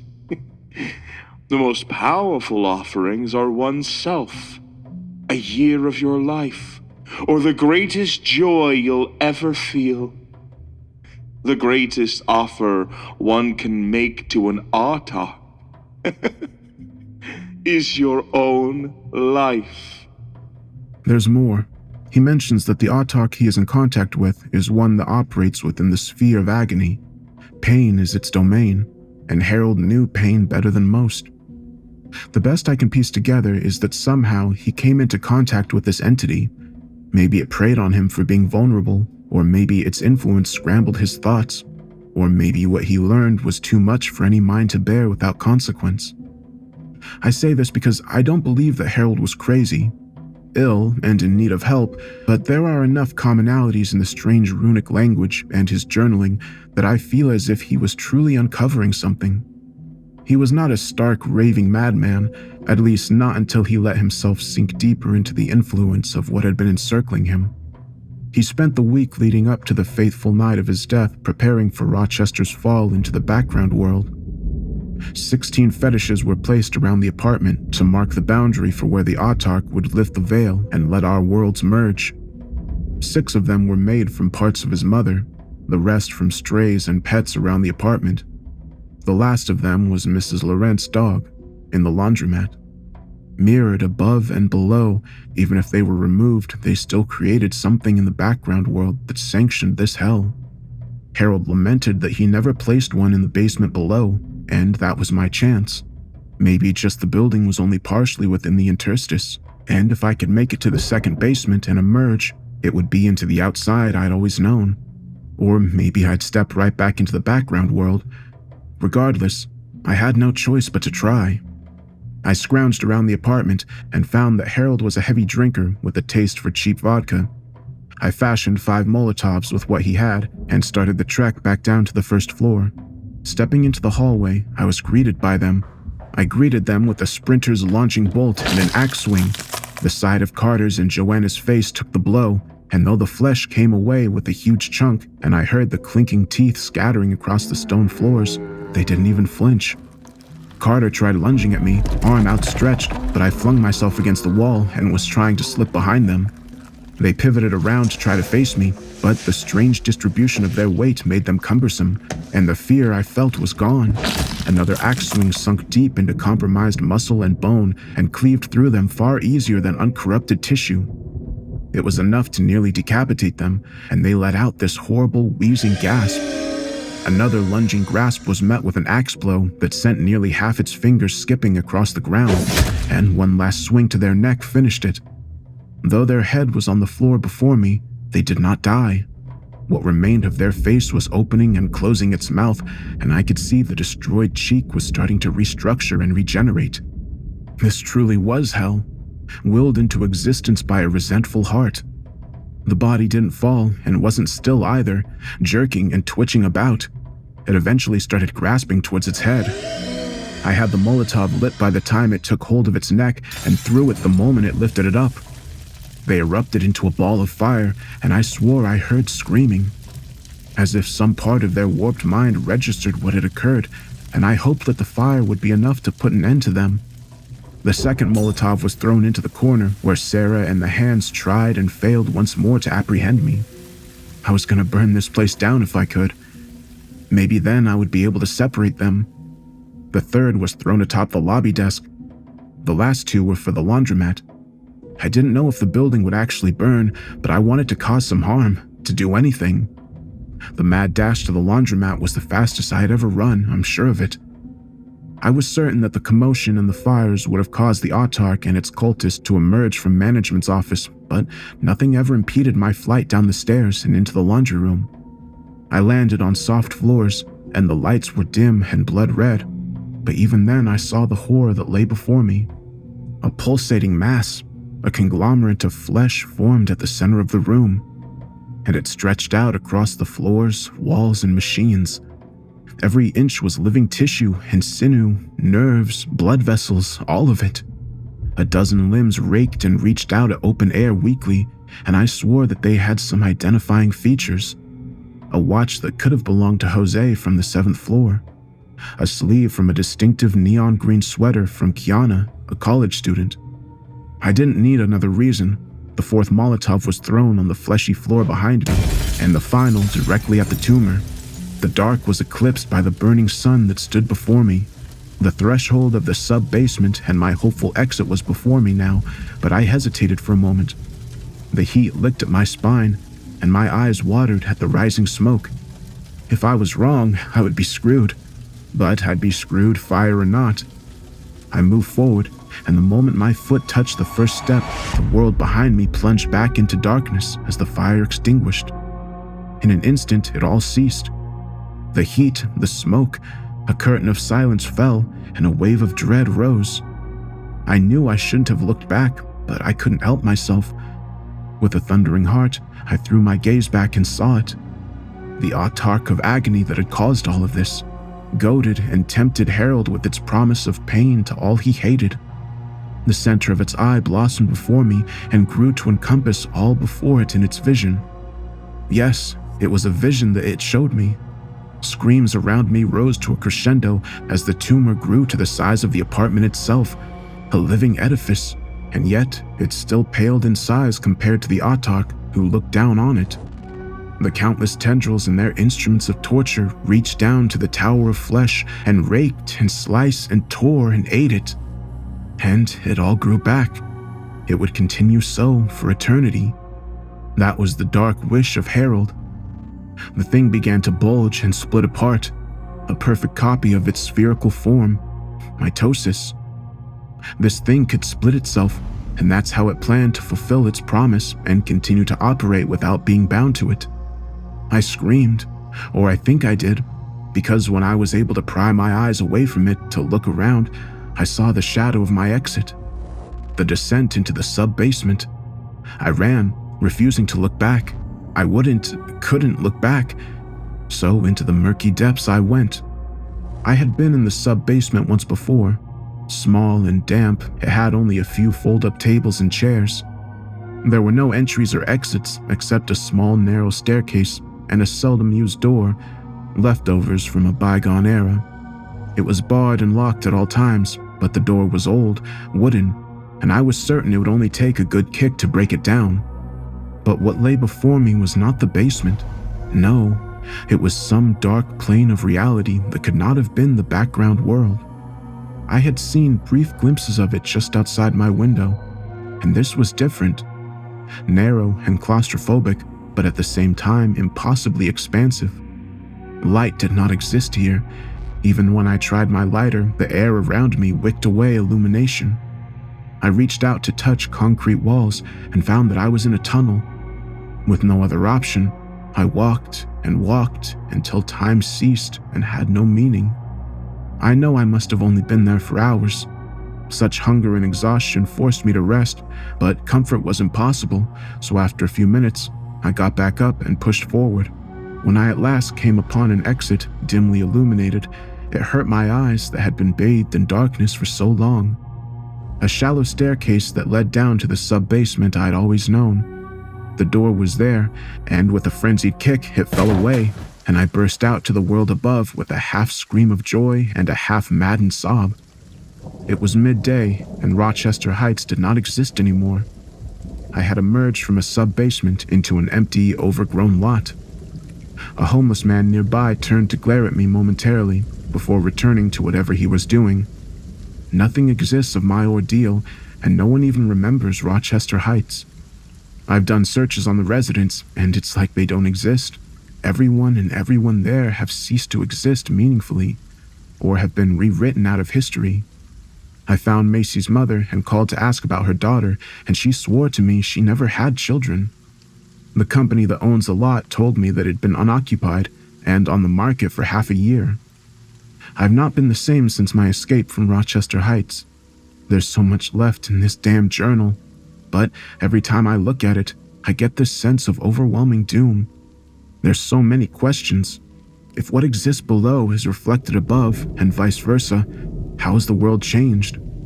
Now, as I speak, there's a tower of flesh that rises high above the world below, and it casts its long shadow into the world above, and I shudder to think at how it will manifest. I know Rochester Heights has cast its shadow over me, darkened my heart one way or another. The people there didn't deserve what happened to them, and Harold deserved better. But in hatred or love, their gaze eluded me. Once I resented that, but now I find solace in it. The nightmares will never end, and I will never be okay, but at least anything that casts its hateful gaze upon our world will see nothing but a shadow in my place.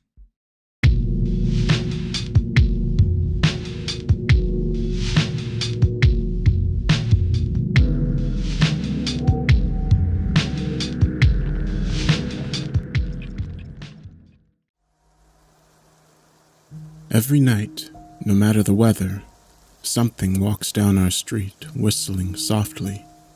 You can only hear it if you're in the living room or the kitchen when they walk by, and it always starts at exactly 3:03. The sound is faint at first, somewhere near the beginning of the lane near the Carson place. We're towards the middle of the street, so the whistling moves past us before fading away in the direction of the cul-de-sac.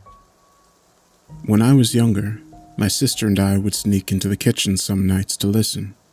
Mom and Dad didn't like that, and we'd catch hell if they found us out there, but they were never too hard on us, since we always stuck to the one big rule. Don't try to look at whatever was whistling. My neighborhood is a funny place. I've lived here since I was 6, and I love it.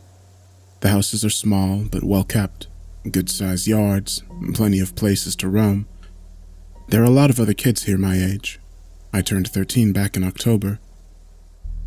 We grew up together and would always play foursquare in the cul-de-sac or roam around from back porch to back porch in the summer. This was a good place to grow up.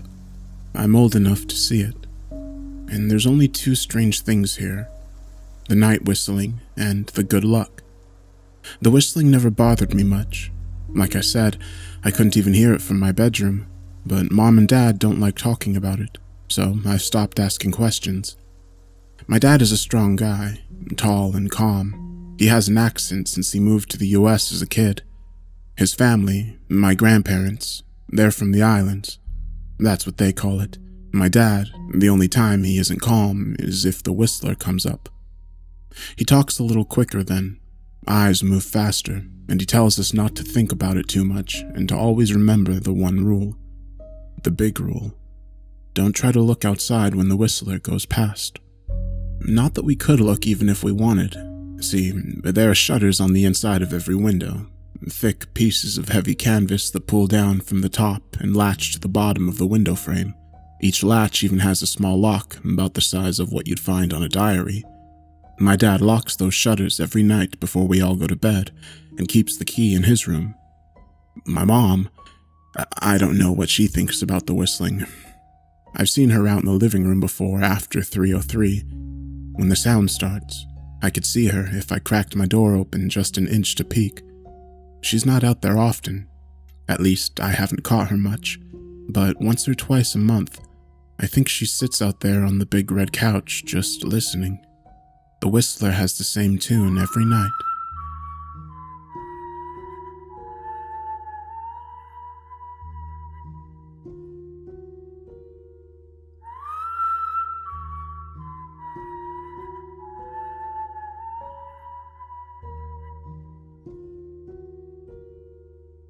Remember how I said there are 2 odd things about where I live? Well, besides our night whistler, everyone in my neighborhood is really lucky. It's hard to explain, and Dad doesn't like us talking about this part much either, but good things just seem to happen to the people around here a lot.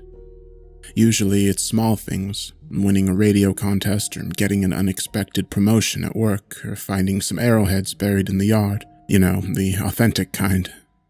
The weather is pretty good, and there's no crime, and everybody's gardens bloom extra bright in the fall. A million little blessings I've heard Mom say about living here. But the main reason we stay here, why we moved back here in the first place, is my sister Nola. She was born very sick, something with her lungs. We couldn't even bring her home when she was born, only visit her in the hospital. She was so small, I remember. Small even compared to the other babies. A machine had to breathe for her. We moved into our house here to be closer to the hospital. As soon as we moved here, Nola started getting better. The doctors couldn't figure it out. They chalked it up to whatever they were doing, but we all could tell they were confused. But my parents knew.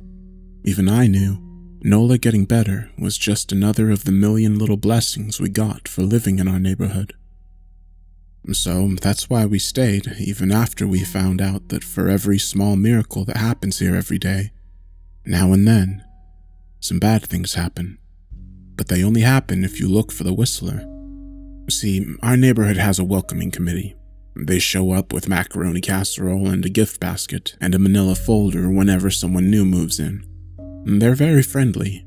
4 people showed up when we moved in 7 years ago. The committee made small talk, gave me a Snickers bar, and took turns holding Nola.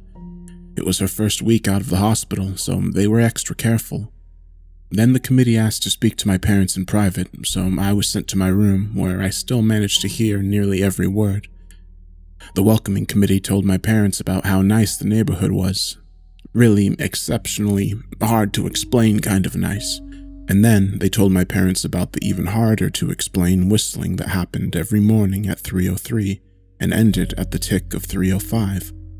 The group, our new neighbors, warned my parents that the whistling was quiet, would never harm or hurt us as long as we didn't look for what was making the sound. This part they stressed, and I pushed my ear into the door, straining to hear them. People who went looking for the whistler had their luck change, sometimes tragically. A black cloud would hang over anyone that looked. Anything that could go wrong would. The manila envelope the committee brought over contained newspaper clippings, stories about car crashes and ruined lives, public deaths and freak accidents. Not everyone dies, I heard the head of the committee tell my dad, but the life goes out of them. Even if they live, there's no light in them ever again. No presence. My mom, I could tell she wasn't taking it seriously. She kept asking if this was some kind of prank they play on new neighbors. At one point, my mom got angry, accused the committee of trying to scare us out of our new home, asked them if they were racist on the account of my dad being from the islands. My dad calmed her down, told her he could tell our new neighbors were sincere and that they were just trying to help us. He explained that he grew up hearing these kinds of stories from his mom and that he knew there were strange things that walked among us. Some of these strange things were good and some were bad, but most were just different. After the committee left, my dad went out to the hardware store, bought the canvas blinds, the latches, and the locks, and installed them on every window in the house after dinner. That first night in our new house, I crept out of my room at 3 a.m., only to find my dad awake, sitting on the living room couch, holding my baby sister. My dad held up his finger in a shush motion, but patted the couch next to him. I sat, and we waited. At exactly 3:03, we heard the whistling. It came and it went, just like our neighbors said.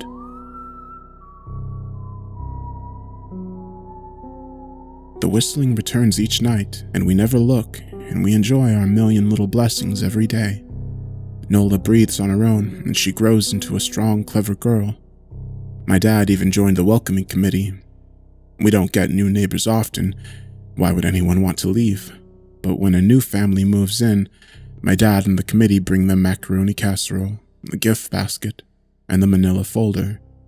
I can always tell by the look on my dad's face when he comes back if the family took the committee seriously or if we'd be getting new neighbors again very soon.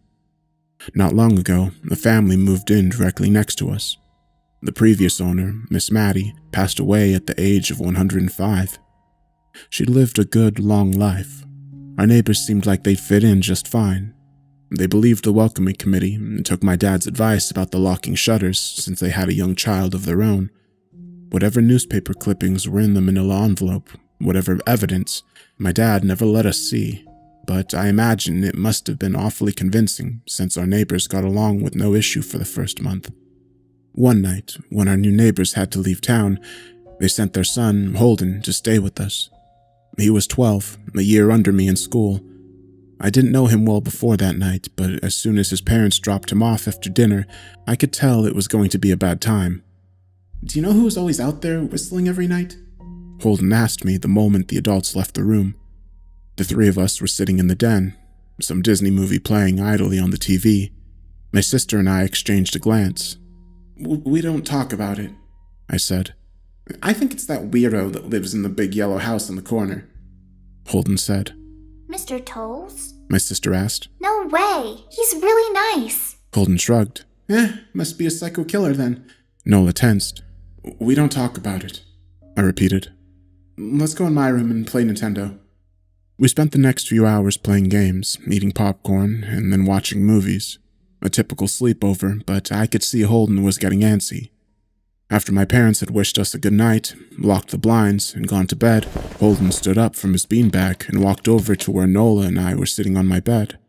Have you ever even tried looking? He asked. It's nearly time. Like most sleepovers, we'd conveniently ignored any suggestion of a bedtime. I was shocked to see he was right. It was almost 3 a.m. I sighed. We don't... See, I can't. I can't even try to look because my dad locks the blinds every night and hides the key. He continued, ignoring me. So does our dad. Nola said. No, replied Holden. No, he doesn't. You saw him do it, I said, a little sharper than I meant to sound. Holden grinned. Your dad locks the blinds, yeah, but he doesn't hide the key. He keeps it right on his keychain. So? I asked, worried I already knew what he would say next. Because I had noticed that my dad didn't bother hiding the key anymore after all these years, because he knew we took it seriously. So, after your dad locked up, but before your parents went to bed, I went to the bathroom, and on my way, I may have peeked into their room, and I may have seen your dad's keychain on his nightstand, and I maybe went and borrowed the key to the blinds. Nola and I stared, and his grin only grew wider. You're lying, I said. Holden shrugged. You can check if you want.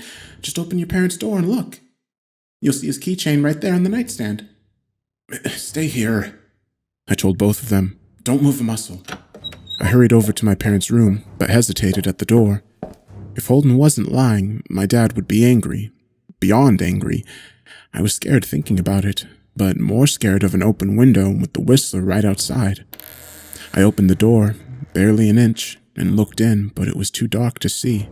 Taking a deep breath, I walked into the room. 2 steps into the dark, and I froze.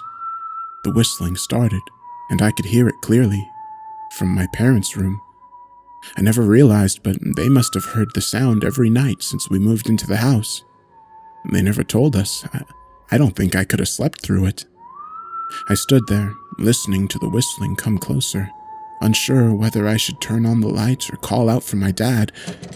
Soft sounds from the living room brought me back to reality. Nola! I yelled, running out of my parents' room. Holden and Nola were standing near the front door next to the window. Holden wasn't lying. I could see him fumbling with the lock on one of the blinds. I heard a click. He did have the key. Holden let out a quick laugh. Nola stood next to him, hunched up, afraid but maybe curious. The whistling was right outside of our house now. I think I made a sound, called out. I can't remember. Time felt frozen, the clock hands nailed to the face. But I found myself moving. I'm not fast. I've never been athletic. Somehow, though, I covered the space between myself and Nola in a moment. My eyes were locked on her, but I heard Holden pull the blind all the way down so it could release. I heard the snap of it start to raise, and I heard the whistling just on the other side of the window, but I had my arms around Nola, and I turned so she was facing away from the window. At the same time, I jammed my eyes shut, and the blinds whipped open. The whistling stopped. I felt Nola shaking in my arms. Don't look, okay? I told her. Don't turn around. We were positioned so that she was facing back towards the hallway and I was facing the window. My eyes were still closed, and I felt her nod into my shoulder. I reached out with the arm not holding Nola to try to touch Holden. My hand brushed against his arm. He was shaking worse than Nola. Holden? I asked. Silence. I reached past him and gingerly felt for the window, eyes still sealed shut. The glass was cold against my fingertips, colder than it should have been for the time of the year. I moved my hand up the window, searching for the string to the blind. The glass began to get warmer, and the further I reached, there was a gentle hum feeding back into my fingertips. I tried not to think about what might be on the other side of the window. Finally, I touched the string and yanked the blind shut. I opened my eyes. In the dim light leaking out from the kitchen, I could make out Holden, pale and small, staring at the now closed window. Holden? I asked again. He turned towards me and he screamed. Everything became a flurry of emotion. Lights sparked to life in the hallway, then the living room. My parents' footsteps thudded across the hardwood floor. I didn't turn to look back at them. My eyes were glued to Holden. He was pale, had bit his lip so hard that there was a thin red line of blood running down his chin, and he'd wet himself. What happened? My dad asked from behind me. I managed to swivel away from Holden and look back. He looked. I'd never seen my dad scared before, but I saw it that night, in that moment. An old, ugly tear stitched on his face. A parent's fear. Just Holden? He mouthed to me. I nodded yes. My dad let out a sigh. He looked so relieved I nearly expected him to cheer. But then he turned to Holden and my dad's face changed. I wondered if he felt bad for feeling good that Holden was the only one that looked. There was a knock at the door. We all froze. Holden whimpered. Don't answer it, my mom said. She stood at the threshold of the hall. I always thought she was a skeptic and just humored my dad about the window and the whistler, but that night, we were all believers. I noticed that both my parents held baseball bats they must have taken from their bedroom. The knock came again, a little louder this time.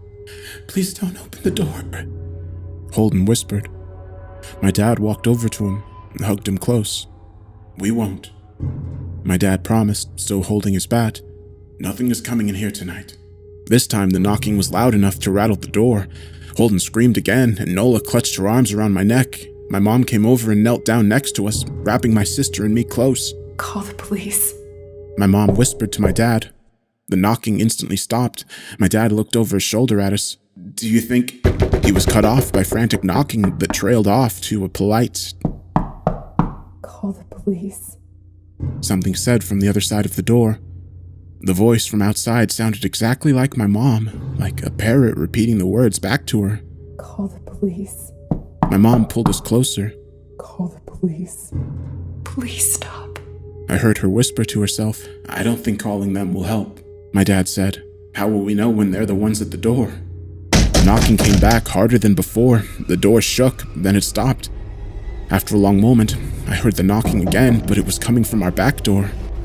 We all turned around towards the back door, but the knocking immediately returned to the front door. Front to back, back to front. Loud, then quiet, then loud again. Suddenly the sound was coming from both doors at once. Big, heavy blows like a sledgehammer. Then something started rapping against all the windows in the house, and then the walls. It was like we were living inside a drum with a dozen people trying to play it at once. Or we were a turtle and something was attempting to claw us out of our shell. Stop! Holden yelled. The knocking died. I won't tell, Holden said, staring at the door. I promise I won't tell anyone what I saw. Just please go away. We waited for nearly a minute, and then we heard it. A soft tap coming from the window Holden had looked through earlier. Holden started to cry, sobbing like a prisoner watching gallows being built outside their cell. My dad held him, brushing his hair, but never lied to him, never told him things would be okay. The tapping at the window went on for the rest of the night. We huddled together in the living room for I don't know how long. Eventually, my mom tried to take us kids into my room while my dad stayed to watch the door. But the second we moved into my bedroom, the knocking came back, so loud it was impossible to ignore. I was afraid the door couldn't take it. We went back into the living room and the knocking stopped. Only the tap on the window remained. None of us slept that night. The tapping stopped at around 7 a.m. That's about the time the sun comes up. We waited for another 2 hours before my dad opened the blinds from one window. He made us all go back to my parents' bedroom. I heard him open the door and then come back in. Okay, he told us. It's done. Holden's parents came back around lunchtime. My mom and dad walked Holden over to his house and they all went inside for quite a while. Nola and I watched from the window. She stuck to me the whole day, right at my side, sometimes holding my hand. When my parents came back, they looked grim, but wouldn't tell us what they said to Holden's family. It was a Sunday, so we all spent the day together, ordered pizza, and watched movies. That night, everyone slept in my room. Nola and my mom in the bed with me, my dad in the chair he'd pulled over. There was no knocking that night, or any night since. We didn't see much of Holden or his parents for the rest of that week, but by Tuesday, there was a moving truck in their driveway. Nola and I watched them packing up the whole afternoon after school. What sticks with me most is how tired Holden and his parents looked. All three had the same pallor, grim mouths, and lightless eyes. Even from across the street, I could tell something was very wrong. Holden and his family were gone before sunset.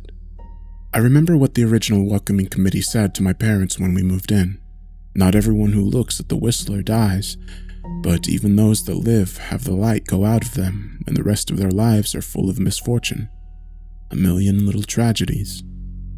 I think Holden's parents must have looked, either to comfort him if they didn't believe, or share the burden if they did. I watch Nola some days, happy and young and alive, and I wonder if I'd been slower, if she'd looked out the window that night. Would I have looked too? To comfort her, to share that burden. I'm glad I don't have to find out. It's been 2 months since the night Holden stayed here. We still live in that house, in that neighborhood. We still hear our Whistler walking past every night. The blessings, the luck, the good things here are too good to leave, but we're careful. We don't have friends over to spend the night anymore, and my dad hides the key to the blinds very, very well. Not that I've gone looking. Some things you just don't need to look for.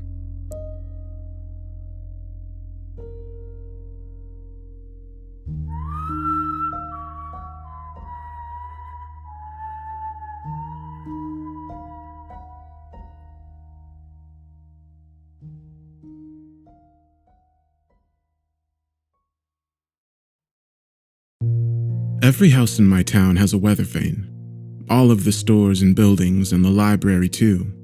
We learned to watch the vanes carefully when we were out. If the arrows started to point towards the west, you went inside. It didn't matter if you were at home or the park or walking down Main Street. If a west wind blew, you went inside as fast as you could. I was working a shift after school at Burger when an early dinner rush started. It quickly turned into a full-on crowd migration. I shared a look with Tony, the cook. We only saw traffic like that when the wind was up and people were ducking inside wherever they could.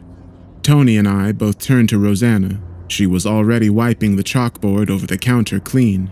In big clean letters she wrote, "West Wind Happy Hour, everything 50% off." The orders came rolling in, so I stopped wiping down tables and went to help Rosanna with customers. Everybody was chatty and energized. It had been more than 3 months since the last real west wind. We'd seen little breezes that sent people scurrying for a few minutes, but nothing like the gale that was building up outside. A copse of pines that lined one side of the parking lot were all bending in supplication to the wind, branches bowing and trembling. The sky was beginning to darken, cloud cover rolling in like a gray tarp. Swings were even whipping back and forth at the park across the street. "It looks like a big one today," Tony said, laying another line of burgers on the grill. I could hear the meat sizzle above the rumble of conversation. There were at least 24 people packed into the small restaurant. The booths and tables were filled and several customers were just standing in front of the big bay windows, sipping milkshakes and watching the storm. Rosanna scooted past me to get change from the register. Our arms touched, and I felt a little electric rush connect my throat and stomach. Rosanna with her black hair and blue eyes. Rosanna with that smirk that could destroy a rude customer in a second. Are you okay, Ross? She asked. You're staring. Just had a mental checkout for a second, sorry. Rosanna rolled her eyes. Get it in gear, cowboy. Others are waiting, and I can hear Tony cursing at the milkshake mixer. Maybe you should... She stopped talking. The whole room stopped. 24 voices all collectively muted at once. We all saw the same thing. There was a car on the road driving slowly past the diner. They were outside and the west wind was only getting nastier. "Christ," Tony whispered. "I don't think they know." The car, a sapphire blue sedan, was moving at a crawl. I saw 2 people inside, the one behind the wheel gesturing towards the park. They had out-of-state license plates. Tourists, probably just passing through town. They wouldn't know. Of course they wouldn't know. Our town's little quirk wasn't a secret exactly, but we were isolated. Didn't see too many visitors, and the winds were rare enough that usually everyone was inside and safe by the time it really got blowing. Usually. Being out in a car while the west wind was roaring wasn't a death sentence. My dad had a long talk with me when I'd gotten my license. If the wind is just starting, pull over and go inside any way you can, he told me, the two of us sitting in my brand new 15-year-old Chevy pickup. If the wind is coming in hard and you're not in town, drive east. You'll be fine if you can make it 5 miles or so in that direction. You'll notice the wind doesn't blow the same once you're that far out of town limits. Go past the Wainwright farm a good way and you're safe. Now, if you're ever caught out driving for whatever reason, when it's getting ugly and the sky is black and you start seeing shadows out there where they shouldn't be, you park the car, roll up the windows, lock the doors, and you hunker down. Keep the car running, play the radio as loud as you can, and try not to even look outside. Then you wait until the wind dies. But the blue Ford inching down the street didn't look like it was going to park at the diner, and it wasn't driving away from the wind. It was heading west, towards the valley, towards the source of the storm. The clouds above looked like a wool blanket that had been ripped to pieces and stuck back together. We could hear the wind now whistling past the windows, plucking leaves from trees. Turn around, I heard Rosanna whisper. Get the fuck out of town. The Ford continued its slow motion roll. Lights began to flicker inside of the restaurant. Then they went out. That usually happened when the wind was up, but rarely this soon. Oh, this is going to be a bad one, Tony said. The crowd of customers was restless, nearly everyone standing at a window watching the car. I was trying to mentally tell them to turn around, to hit the gas, to head east like the devil was licking at their heels. Or if they at least parked and bunkered down, they might be able to wait out the wind. The Ford slowed to a stop next to the park, and for a brief moment, I wondered if telepathy was real. Then the driver's door opened. Someone in the diner gasped, and a few started to murmur. Close the door, close the door, close the fucking door. Tony whispered, coming out of the kitchen to stand with Rosanna and me behind the counter. Can we signal them? Rosanna asked. Someone could open the door and... Fuck that! One of the customers said. I recognized him as John something or other who delivered our mail. The Ford's driver got out, one arm raised to shield his face from the wind. He was short, gray-haired, and the woman who stepped out of the passenger side of the car was much the same. They stood together, looking out into the park. The sky was a dark bruise of clouds, and the wind was somewhere between howl and roar, though there was no rain. Still, shitty conditions for a day at the park. I turned to Rosanna. What do you think they're doing? Why do you think they got out of the car? She bit her lip. I think they seem like they're looking for something. The couple began to walk away from the car towards the park. Rosanna was practically vibrating next to me, knuckles white as she clenched the countertop. She glanced up at me with those blue eyes again, and I knew whatever she asked, I'd agree. We have to help them. There's still time. A gust of wind made the building creak. I wasn't so sure. Please, we can't just watch. She didn't wait for my answer. Rosanna cut through the crowd. They were all watching her. By the time she reached the door, there was a wide, empty space around her. Empty, except for me. I was a little surprised at how quickly I followed her. Rosanna's hand was shaking, and it took her a moment to touch the push bar. You've got my back? She whispered without looking. Always, I said, barely fighting off the urge to wet my pants and run. Rosanna took a breath and opened the door. The sound of the wind instantly went from a whistle to a shriek. I hardly noticed due to the smell, though. It was vicious, a wet animal odor that made my eyes water and throat tighten. Someone behind me threw up. The scent was part fungal rot, part waste, thick and invasive. I'd smelled it before when I'd gotten caught out in an early west wind, but the odor was never as strong as it was then. Bent over, almost in half, gagging, I reached out to close the door. I stopped. Rosanna was already 2 steps outside. She pulled her apron up to cover her nose and mouth. The wind whipped the bottom of it, her hair, and tried to knock her over as she crossed the parking lot, but Rosanna kept moving. Okay, shit. Okay, I said, following her out into the storm. The wind was so much colder than I'd expected. Goddamn near Arctic. It bit and tore away any body heat. By the time I caught up to Rosanna, I was shivering and numb. The old couple was still standing next to their car, looking out towards the park. Nearby trees were bending so far in the gale I thought some might snap. Leaves blew away in green bursts. Hey! Rosanna shouted towards the strangers. It's not safe out here!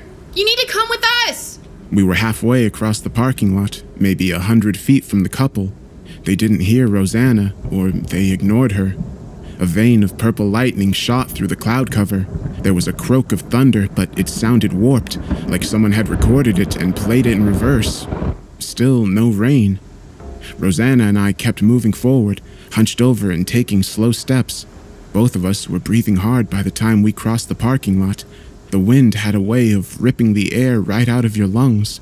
The rancid odor made it impossible for me to inhale through my nose, making everything even more miserable. Another bolt of violet lightning lit up the parking lot. Rosanna and I both stopped. Shadows cast by the flash lingered on the ground long after the light faded. They looked like they were cast from about a dozen people gathered in a circle around us. "Rosie?" I whispered. I see them. The shadows were still. Rosanna and I shared a glance. I don't think either of us was eager to try to walk around them. Lightning went off again, and the shadows evaporated for a moment, then returned much closer. Instead of a dozen shapes, there were now too many to count. Fuck this, Rosanna said. She ran. I followed. We went over the shadows at the same time. It was like running through a mix of sand and oil. The cold from the wind was drowned out by a terrible heat for a few seconds. So intense, I gasped. Once I was past the shadows, the temperature dropped like a bird with a broken wing. I was shaking again, not just from the cold. More of the strange thunder, more lightning. The west wind was nearly knocking me off my feet. "We have to go back!" I yelled to Rosanna. She shook her head, dark hair flying in the wind. We're close! They're coming back with us! The couple hadn't moved from their position on either side of the car. They were both staring out for something in the park, exactly as they'd been for several minutes now. In fact, neither seemed to have shifted at all. Same body language, same everything. "Something's wrong," I said, stopping. Rosanna was pressing forward. What? "We need to..." The rest of my words were lost in the rush of water. It was finally raining. We were out of time. "Come on!" I yelled, reaching out for Rosanna. She was too far away and still moving towards the couple. I had never been caught in the rain during a west wind storm before. It's not an experience I ever want to repeat. The drops came down cold and oily. There was a tingle, nearly a burn, when the water touched any skin, and the rotting smell got so much worse. I could barely see through the downpour, and I bumped into Rosanna's back. She was shaking. "Are you cold?" I asked. She shook her head. I looked past her and understood. The couple had moved. Now they were standing at the edge of the parking lot between the diner and the park facing us. Everything about their features was off. No lines on their faces at all. All smooth, artificial. Even in the rain, I could see that their eyes, nose, and lips were all horribly perfect and so similar, like dolls. It was a trick, Rosanna whispered. Something tugged on my leg. I looked down. Nothing. Not just nothing, but an absence. An empty pocket of air in the shape of a crawling human outlined in the rain. Rosanna made a sound like a whimper. There were dozens of invisible shapes all around us, dragging, limping, closing in slowly. "Rosie!" I said, reaching for her hand. "We have to go!" I pulled, but she didn't move. Rosanna began making a choking sound. "Rose?" I stepped forward and saw it. One of the outlines had her by the throat and was forcing her jaw open. Another invisible thing was wrapping around her leg. I tried to kick at it and felt no resistance. My foot passed through the rain into a dry spot, then back into the water. The same effect happened when I attempted to push the entity choking Rosanna back.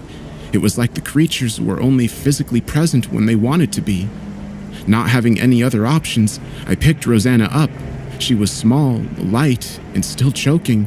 I ran all of about 8 feet before a grip clamped down on my leg. My calf lit up with electric agony as something bit into the meat. I screamed and the wind stole the sound. More invisible teeth punctured my arms, my back, even my eye. Rosanna was convulsing, and it was all I could do to keep standing. Then, a horrible pressure took my jaw and I felt my mouth being forced open. I knew I was going to die. I hoped it would be just death. Everything in me was ripping, breaking, screaming, and some outside force was making its way in. Thoughts that weren't my own started to drip down behind my eyes. Violent thoughts, hungry dreams. Strong hands on me again, not hurting though, lifting. Through blurry eyes and rain, I turned and saw a man next to Rosanna and me. Tony. Fucking run! He said, picking up Rosie over one shoulder, using his free arm to support me. The biting got worse and the rain pushed me back, but I ran, tripping and shaking loose from invisible fingers. I moved as fast as I could. It seemed like it took a year to cross the parking lot, and then all 3 of us were back inside the diner. The moment the door closed behind me, all of the pain and pressure was gone. The wind roared outside, but couldn't get in. Tony was pale and wheezing, but otherwise fine. He'd put Rosanna in one of the booths. She was curled up, small. I staggered over to her and touched her arm. Rosie? She looked up at me with the brightest green eyes. The storm should be over soon, Rosanna said. Her voice buzzed for a moment, like a room speaking all at once. By the time Rosie said her last word, she sounded normal again. It might have just been my imagination.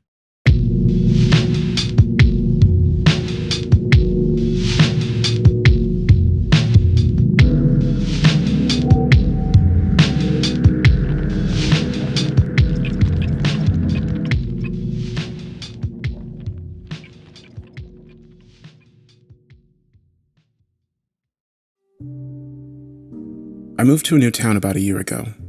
I was offered a job and was at a point in my life where I felt restless and eager all at once. A new job in a new town was exactly what I'd been waiting for. In 2 weeks' time, after saying goodbye to my friends and family, I packed up and made the 4-hour drive to my new apartment. It turns out, it's tough to make new friends once you're out of college. I settled into my job just fine, my coworkers and daily routine both to my liking. Meeting new people was difficult though. I didn't go to church. I didn't really go out much. I wasn't part of any club. After a couple of weeks of maddening isolation, I forced myself to go to a bar, determined not to leave until I met a few locals. I'm glad I went, because that's where I met Lydia. I happened to sit down next to her, and after I ordered my drink, she noticed me and smiled, commenting on my shirt. That sparked our conversation, and eventually, after a few drinks, I summoned the courage to ask her out to dinner. She said yes, and my life was suddenly exciting again. I couldn't stop thinking about her, couldn't spend enough time with her. She was amazing, and our date turned into 2, and then 3, until finally, she came over to my place for the night. In the morning, there was no question about how we felt about each other. As the weeks turned into months, our relationship only got better. We never fought, we never argued. Hell, we hardly frowned at one another. I knew that we hadn't been dating that long, but even so, everything was so perfect that I was convinced we would stay like this forever. One thing that did strike me as odd, though, was that she never wanted to spend the night at her place. She always ended up at my apartment, which was fine, but it still struck me as kind of strange. I had seen her place only once, and it seemed perfectly fine. Her apartment consisted of an entire top floor of a 3-story house, fairly old but well kept. I asked her about this once or twice, suggesting we end the evening in her bed, but she always wriggled out of it. I didn't press her too much, her excuses always mildly valid. Well, all of that changed. You see, we did end up at her place for the night. And, Christ, I wish I had listened to her. We were fairly drunk, the energy in the bar slowly winding to a dull murmur. I heard the bartender make last call, and I groggily looked at Lydia on her bar stool next to me. She gave me a tired and tipsy grin, and I asked if she was ready to go. She said yes, and we made our way outside. I realized that I was in no condition to drive. My car was parked behind the bar, and as we clung to each other for warmth, I voiced my concern. She told me she was too drunk to drive as well, and suggested we call an Uber. As I thought this over, I realized we were in correlation to her apartment. I told Lydia that we were only a couple blocks from her apartment, why don't we just crash there? She seemed to be waiting for this, knowing full well how close we were. I had only been there once, so my slogged mind had taken some time for the fact to catch up with my brain. After a long pause, she agreed, warily. It wasn't a long walk, the streets around us empty except for a few late-night stragglers. She lived pretty close to the center of town, and as we walked the brick sidewalk, I asked her how long she'd lived at her place. She said 3 years, but she was looking to move. She wanted to get a place a little quieter, a little more out in the country. I expected her to casually bring up moving in together, but she never did. After a few blocks, we arrived at her place. It was a large 3-story house with each floor rented out individually. She keyed her way into the front door, and I followed her up the flight of creaky stairs. At the very top was her door. This was only the second time that I'd been here, and as I looked around, I wondered why. She kept it very clean and organized. In fact, it was way cleaner than my place. The furnishings were elegant and crisp, modern in style, contrasting with the older building. I commented on how nice it was, and that we should spend more time here. She shrugged off my comment with a, maybe, and we began to settle in for the night. It was already late, so we cleaned up in the bathroom and retired to her bedroom. As we stripped and climbed into her queen-size bed, I noticed that she left the door open a crack. I thought that a little funny, seeing as how deliberate the action had been. I said nothing, though, and gratefully pulled the soft sheets over me. Lydia curled up next to me, casting a glance at her door. Then she settled her head on my chest. I pulled her tight against me and let out a long, happy sigh. I kissed her on the head, and I could feel her body relaxing against mine. It didn't take long before the two of us were fast asleep. It didn't last long. I was jolted awake as someone pounded on the front door of her apartment. I blinked and opened my eyes in the darkness. What time was it? Who the hell was that? I reached over to the nightstand and checked my phone. It was 3:30 a.m. Way too late for someone to be stopping by unannounced. I went to sit up, but Lydia clutched my body, her hands trembling against my shoulders. I looked down at her, confused as to why she wasn't letting me up.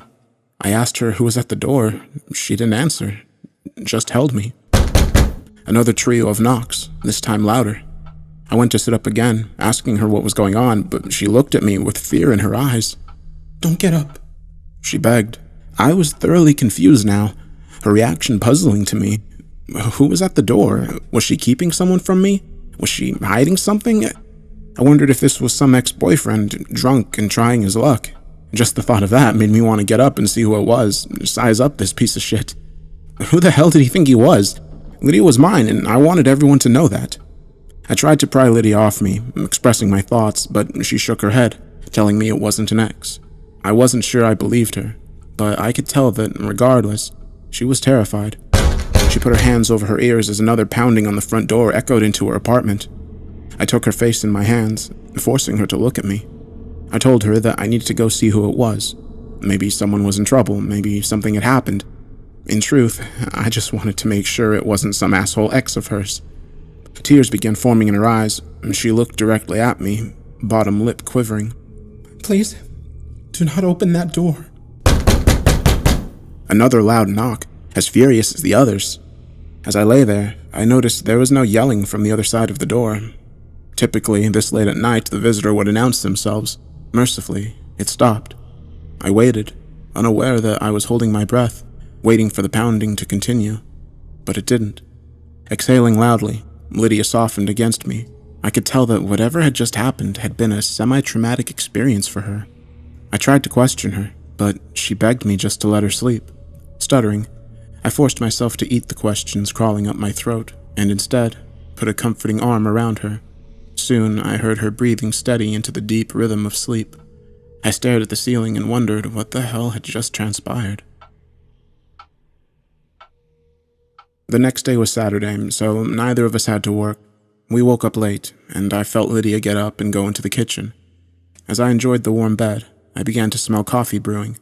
I smiled and forced myself up. It was a pleasant morning, both of us lounging on the couch, idly chatting about what we wanted to do that day. I didn't bring up last night's incident, waiting to see if she would. It was obvious she was avoiding the subject, refusing to even acknowledge it. She seemed to be in a good mood though, so I decided to keep my mouth shut. When she wanted to talk about it, she would. Until then, I just needed to be a good boyfriend and not press her on it. I would be lying though if I didn't say every part of me was bursting with irritated curiosity. I just wanted to make sure that it wasn't some lover from the past, returned for some late-night action. As we finished our coffee, it began to rain outside and I suggested we spend the day here, catching up on our TV shows and maybe cooking dinner together tonight. She seemed excited and agreed immediately, much to my surprise. I went and put on another pot of coffee as she queued up our show on Netflix that we were watching together. Glancing out at the gloomy day, I smiled and snuggled up next to Lydia, ready for our lazy day together. The hours slowly went on, both of us in full binge-watch mode, as episode after episode was played. The day peaked into a cloudy climax, and the dark gray outside began to fade into night. Both of us hadn't moved much, perfectly content on the couch, listening to the rain and television. After one of the episodes ended, she suggested we start making dinner. I agreed, feeling my stomach rumbling, and asked her what she wanted to make. After some discussion, we decided to try our hand at homemade Chinese. I turned on some music on my phone as she went to the kitchen and began pulling out ingredients. She tossed me an apron with a wink, and I laughed as I tied it around my waist. I went to her and took her in my arms, dancing her around the kitchen, lip-syncing the song that was playing. She giggled and told me I was ridiculous, but then kissed me, slowing my dance. We pulled away from each other and she began assembling the food. I wasn't much help, but I kept her entertained as she worked her culinary magic. We laughed and cycled through songs, our conversation light and flirtatious. After a lot of work, the food was finally done. We took our place on the couch again, piling the delicious-smelling feast in front of us on the coffee table. I queued up another episode and she shot me a smile, telling me that today had been amazing. I wholeheartedly agreed and kissed her. We dug in with a vengeance. Lydia had outdone herself, everything coming out perfect. I globbed down a couple of batter-fried pieces of chicken and told her we should do this again tomorrow. She agreed, but said she'd like to sleep at my place tonight. I cocked an eyebrow at her, swallowing my food, and asked why we wouldn't stay here tonight. She looked at me over her bowl of lo mein and said we had been here all day. Why not mix things up? I put the food down and threw an arm over the back of the couch, expressing to her how great it was here today, that we should just put a bow on it and stay here for the night. I was still in my undershirt and boxers, for Christ's sake.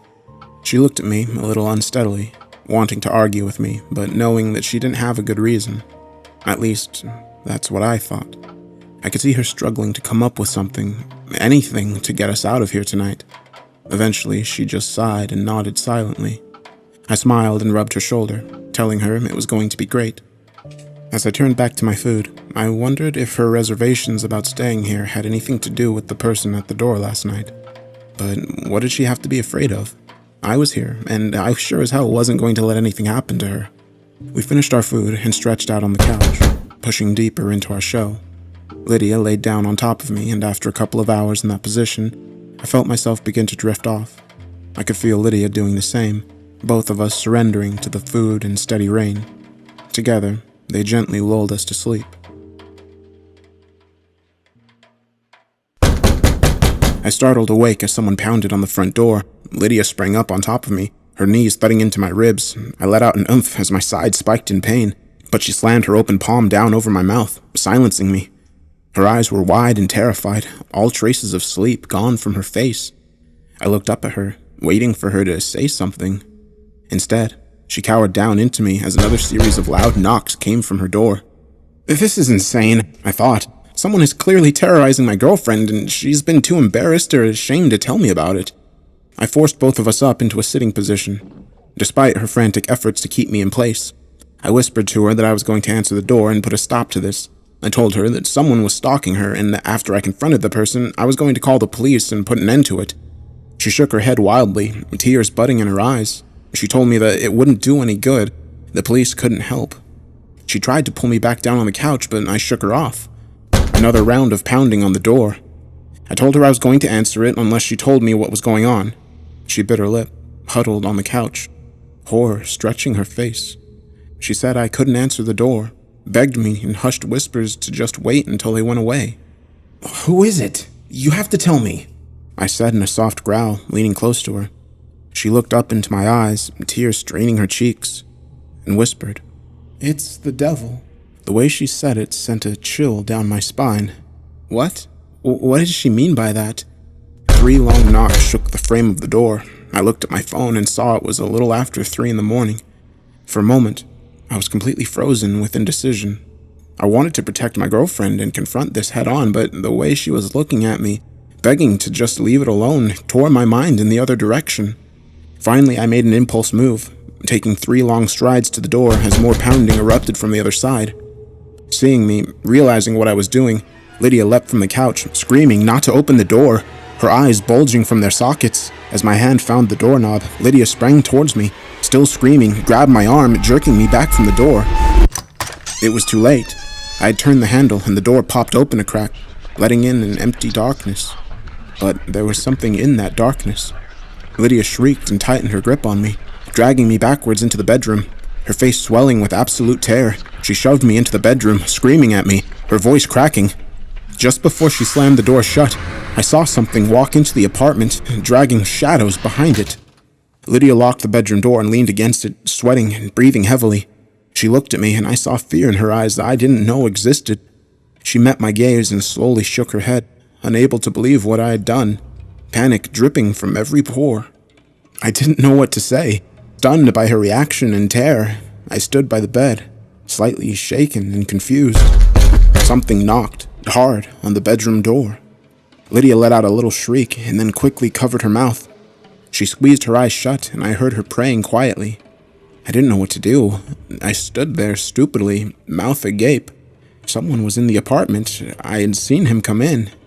Reality was slowly sinking in, pushing aside the confusion and filling me with the icy cold of fear.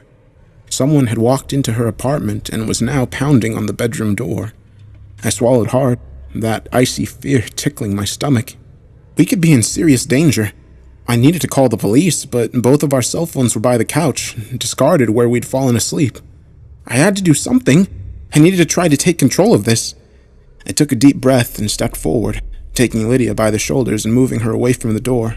She fought me for a second until I reassured her I wasn't going to open it. Another sharp rasp on the door. Heart racing, I pressed my ear against the wood. I didn't hear a sound between the knocks, not even breathing. Summoning my courage, I cleared my throat and asked who they were and what they wanted. A pause. I jerked back as another assault on the door rattled the hinges. I stared at Lydia, looking for guidance, hoping she had an answer to this madness. Every second that passed, I felt increasingly scared, the gravity of our position sinking deeper and deeper into my mind. It's the devil. I shook my head, disregarding the thought. That was ridiculous. An impossibility I wasn't going to humor. And yet, I felt something on the other side of the door. I couldn't explain it, but it was this feeling, this weight, like there was a black hole sucking me through the wood. I suddenly heard movement from the other side, and I pressed my ear against the door once again.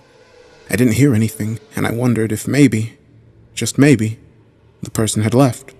Quietly, I got down on my hands and knees and looked under the door. A large yellow eye and black face was staring at me from the other side. I screamed as soon as I saw it, pain rocketing through my eye socket. I fell back, clawing at my face as my vision swam and stars exploded in my skull. Lydia screamed and dropped to her knees next to me, asking what was wrong. After a few seconds, the pain receded and I blinked back tears. Lydia just held me, terrified, and I looked at her, rubbing my eye. Her lip was quivering and I could tell she believed what she had said. That whatever was on the other side of the door, she thought was the devil. I realized my own heart was racing, and I took a few steady breaths. That eye, I shivered, not even wanting to think about it. I had never seen anything like it, the way it dilated when it saw me. The sick yellow color, what the fuck was in here with us? Lydia curled into me, tears freely falling from her eyes. I was so confused and scared, I just put an arm around her and stared at the bottom of the door in the darkness. What was I supposed to do? Help me, what was I supposed to do? He's come for me. Lydia wept, sobbing openly now. I told him I was his if he would just give me happiness. I was a little girl. Parents were so mean. Her big wet eyes looked up into mine. I didn't know what I was doing. I'm so sorry. She covered her face now. God never answered my prayers and it was so sad. I just wanted to be happy, so I thought..." She cried, big hoarse sobs racking her slender body. I took her face in my hands, forcing her to look up at me. Voice shaking, I asked what the hell she was talking about. A deep seed of terror rooting in my gut. Another bone-shaking series of knocking. She told me that when she was a little girl, her parents abused her. She cried herself to sleep night after night, begging God to send an angel to save her. God didn't seem to be listening, and so, finally, she turned to the other side. She promised the devil he could have her if he would only bring her happiness. 3 days later, her parents died in a car accident, and she moved in with her grandparents who loved her deeply. In the blackness of the bedroom, trapped and afraid, I listened to her story and felt nausea churn in my stomach like rotten butter. As the words poured out of her mouth, I couldn't shake the image of the eye staring back at me from under the door. I jumped as the wood splintered, and whatever was behind the door shifted again, a new sound entering the darkness. It sounded like something was dragging nails across the wall just outside the bedroom. Over and over again, the muted scraping sound pierced the pockets of silence. I pulled Lydia up onto the bed and sat her at the foot of it. I stood in front of her, sweat trickling down my spine, and asked her what she was talking about. Asked her if it was true. She started to cry again, hands reaching out for me, but I grabbed them and pulled them to her sides, asking her again, trying to block out the scraping sound against the wall. She nodded and said it was.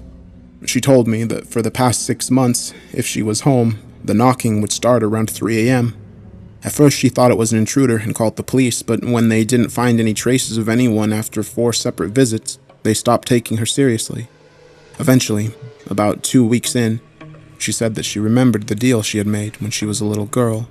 She remembered who she had made it with. "I didn't know it would be this soon," she croaked, looking up at me, her face stained with tears. I shot a nervous glance at the door as the scraping sound was followed by more pounding. I forced myself to breathe. If what she was saying was true, why doesn't it just come in? What's stopping it from kicking the door in and snatching my girlfriend? I couldn't make sense of it and turned these questions on Lydia, still sobbing. She said she didn't know either. She said that whenever the knocking started, she would just wait until it stopped. Sometimes it would be a few minutes, other times it would last till morning. She said that she felt that it was powerless unless she opened the door and let it in. Something about the doors, the separation of victim and prey, stopped it. I didn't know if it was some supernatural reason or maybe spiritual, but either way, I was thankful for it. But now we were trapped with no way out. We were on the top floor, in the bedroom, with only one window looking out onto the street below. Our cell phones were out there with the thing, and we had no way of communicating with anyone from in here. Again, I didn't know what to do. My mouth was dry and hot, and my breath sore on my tongue. Shooting another glance at the door, I went to the window and looked out. Despite being in town, the streets were empty and the sky dark. I tried to open the window, but couldn't. My muscles strained as I pulled all my might into it, but it was no use. Lydia saw what I was trying to do and came over to help, mumbling that it should open. It always opened. Even with the two of us, we couldn't get it to budge. Frustrated, I slammed my fist into the pane as the bedroom door shook, accompanied by more scraping against the walls. It was useless.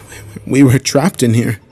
Lydia collapsed to the floor, backing herself against the wall, covering her ears against the barrage against the door. Exhausted and terrified, I slumped down next to her. We would have to wait it out. It's still knocking. Lydia is crying in my lap. We haven't moved. It has to leave us alone. She said it always does eventually. The sun will come up soon. The clock says it's 5 a.m. It's almost there. Please, let it stop. Why hasn't the sun come up yet?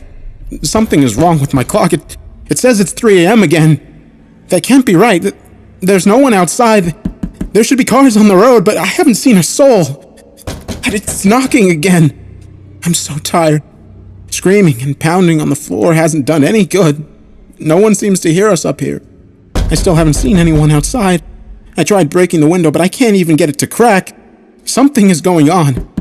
None of this is making any sense. It's still dark outside. Where is the sun? I haven't heard anything from the door in a little while. I'm praying it's over. I'm getting hungry. I don't know how long we've been in here. Lydia's asleep on the bed and cried herself to sleep. The knocking is back, louder than ever. I can feel it just beyond the door. I'm so goddamn scared. I don't know what to do. Where is everyone? Why hasn't someone come to see what's going on? I can't take this fucking knocking anymore. Lydia's crying. She said she's thirsty. I am too. I feel like we've been in here for days. I feel like I haven't seen the sun in ages. I'm starting to wonder if anyone is going to come for us. Whatever is outside the door, I think it's bent reality around us. I think we might be stuck here. There has to be a way out, though. I fell asleep. When I woke up, Lydia had her hand on the doorknob. I yanked her away, screaming at her. I can't lose her. We're going to get out of this. When I pulled Lydia away, the thing behind the door, the demon, the devil, or whatever it was, screamed at me. I've never heard such a terrifying fury in all of my life. God, please help us. Please. Lydia is getting sick. We're never getting out of this room unless I do something. We're both dehydrated and Lydia isn't going to make it much longer without some water. It's knocking, each blow crushing into my skull like a drill. Where is everyone? The clock still says 3 a.m. If there is a God, he can't see us in here. Fuck this. We're dying. I need to do something. Lydia has been lying on the bed for hours. I don't remember the last time I saw her move. I should check on her, but I'm so tired. The knocking is constant now. It hasn't stopped in hours. I think I'm going insane. This is it. Lydia needs medical attention and she's going to die within the day. It's still dark out. The clock still says 3 a.m. I feel like I'm going deaf. The constant thundering against the door, a relentless assault on my senses. I'm going to open the door. I have to, or we're going to die. Whatever awaits us on the other side of it, it can't be much worse than this. I have to try something. I can't just let her die. I can't. I'm going to open the door. I can hear it screaming again. It sounds like someone quickly flipping through radio stations. I don't know what it means. It can't be good. God, if you're out there, I could really use some help. Please, save us. I'm going to open the door now.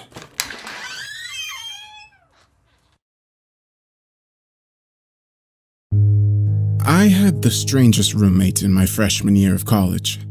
Despite being otherwise normal and even a bit shy, Eddie would, every so often, become frantically possessed by a sudden, overwhelming need to lock the door.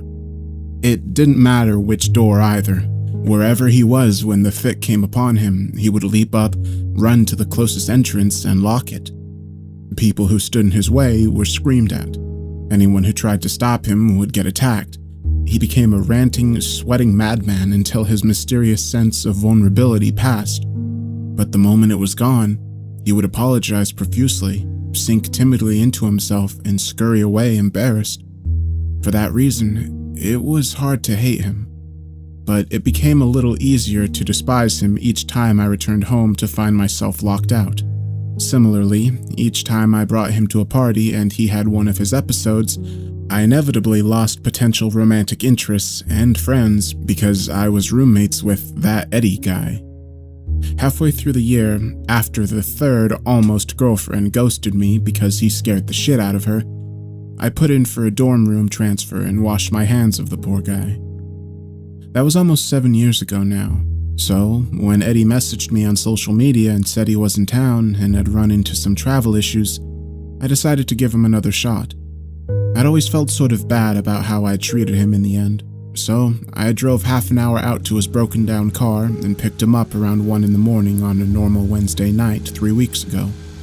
I remember pulling up to the edge of a high cliffside road to see a skinny silhouette waving at me.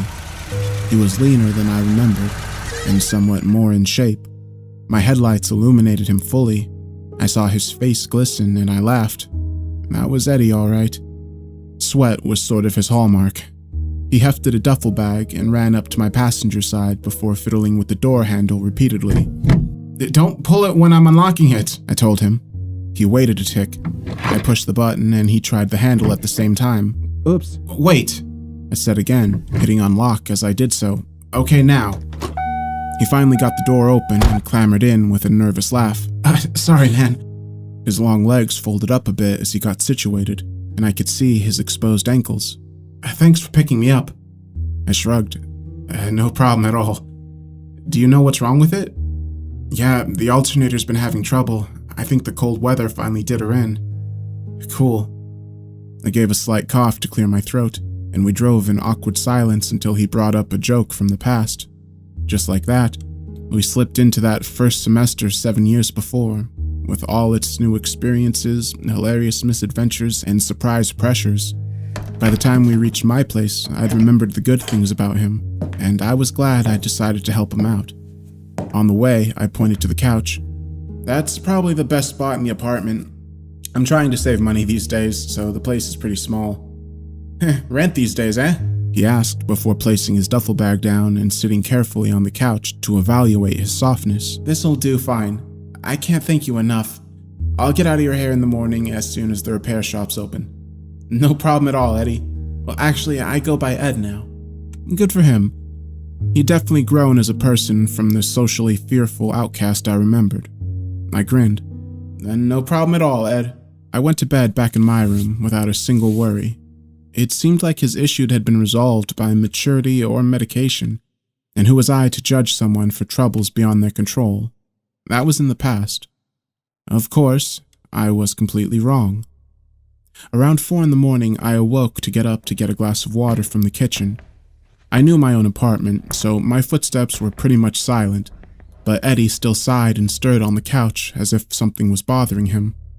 I stood by the fridge, glass in hand, as he whimpered, struggled, and then leapt up. In a mad dash, he ran to my front door and slammed the deadbolt. He gave out a deep breath of relief and remained there with his head down while I tried to figure out the best way to let him know I was present. Well, if he was having a fit, there was no good way to do this.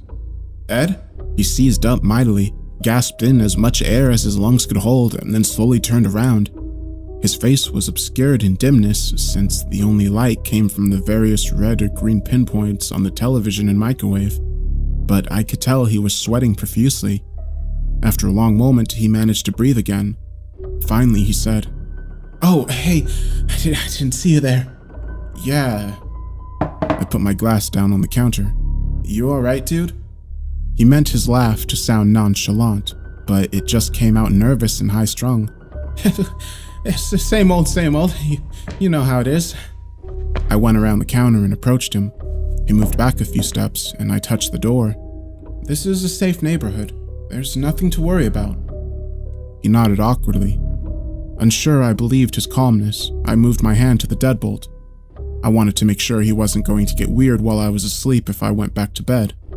He made a sudden, half-halted leap toward me, hand out. "Don't!" At that moment, I was starting to remember the times I'd seen him attack people during an episode. "There's nothing out there." I gripped the deadbolt and turned it back toward me, but a very slight shadow moved somewhere in my vision. The hell? No, it couldn't be. Reacting rapidly, I put my eye to the peephole. My brain made sense of the curved panorama just in time to see a sliver of silhouette disappear along the sidewalk to the left. Eddie moved closer, bringing the smell of his panicked sweat with him. "Did you see something?" "No." I lied. I kept staring out through the peephole, watching the quiet night in my otherwise unremarkable neighborhood. The asphalt glimmered darkly under the stars, while distant lampposts cast long shadows across the grass.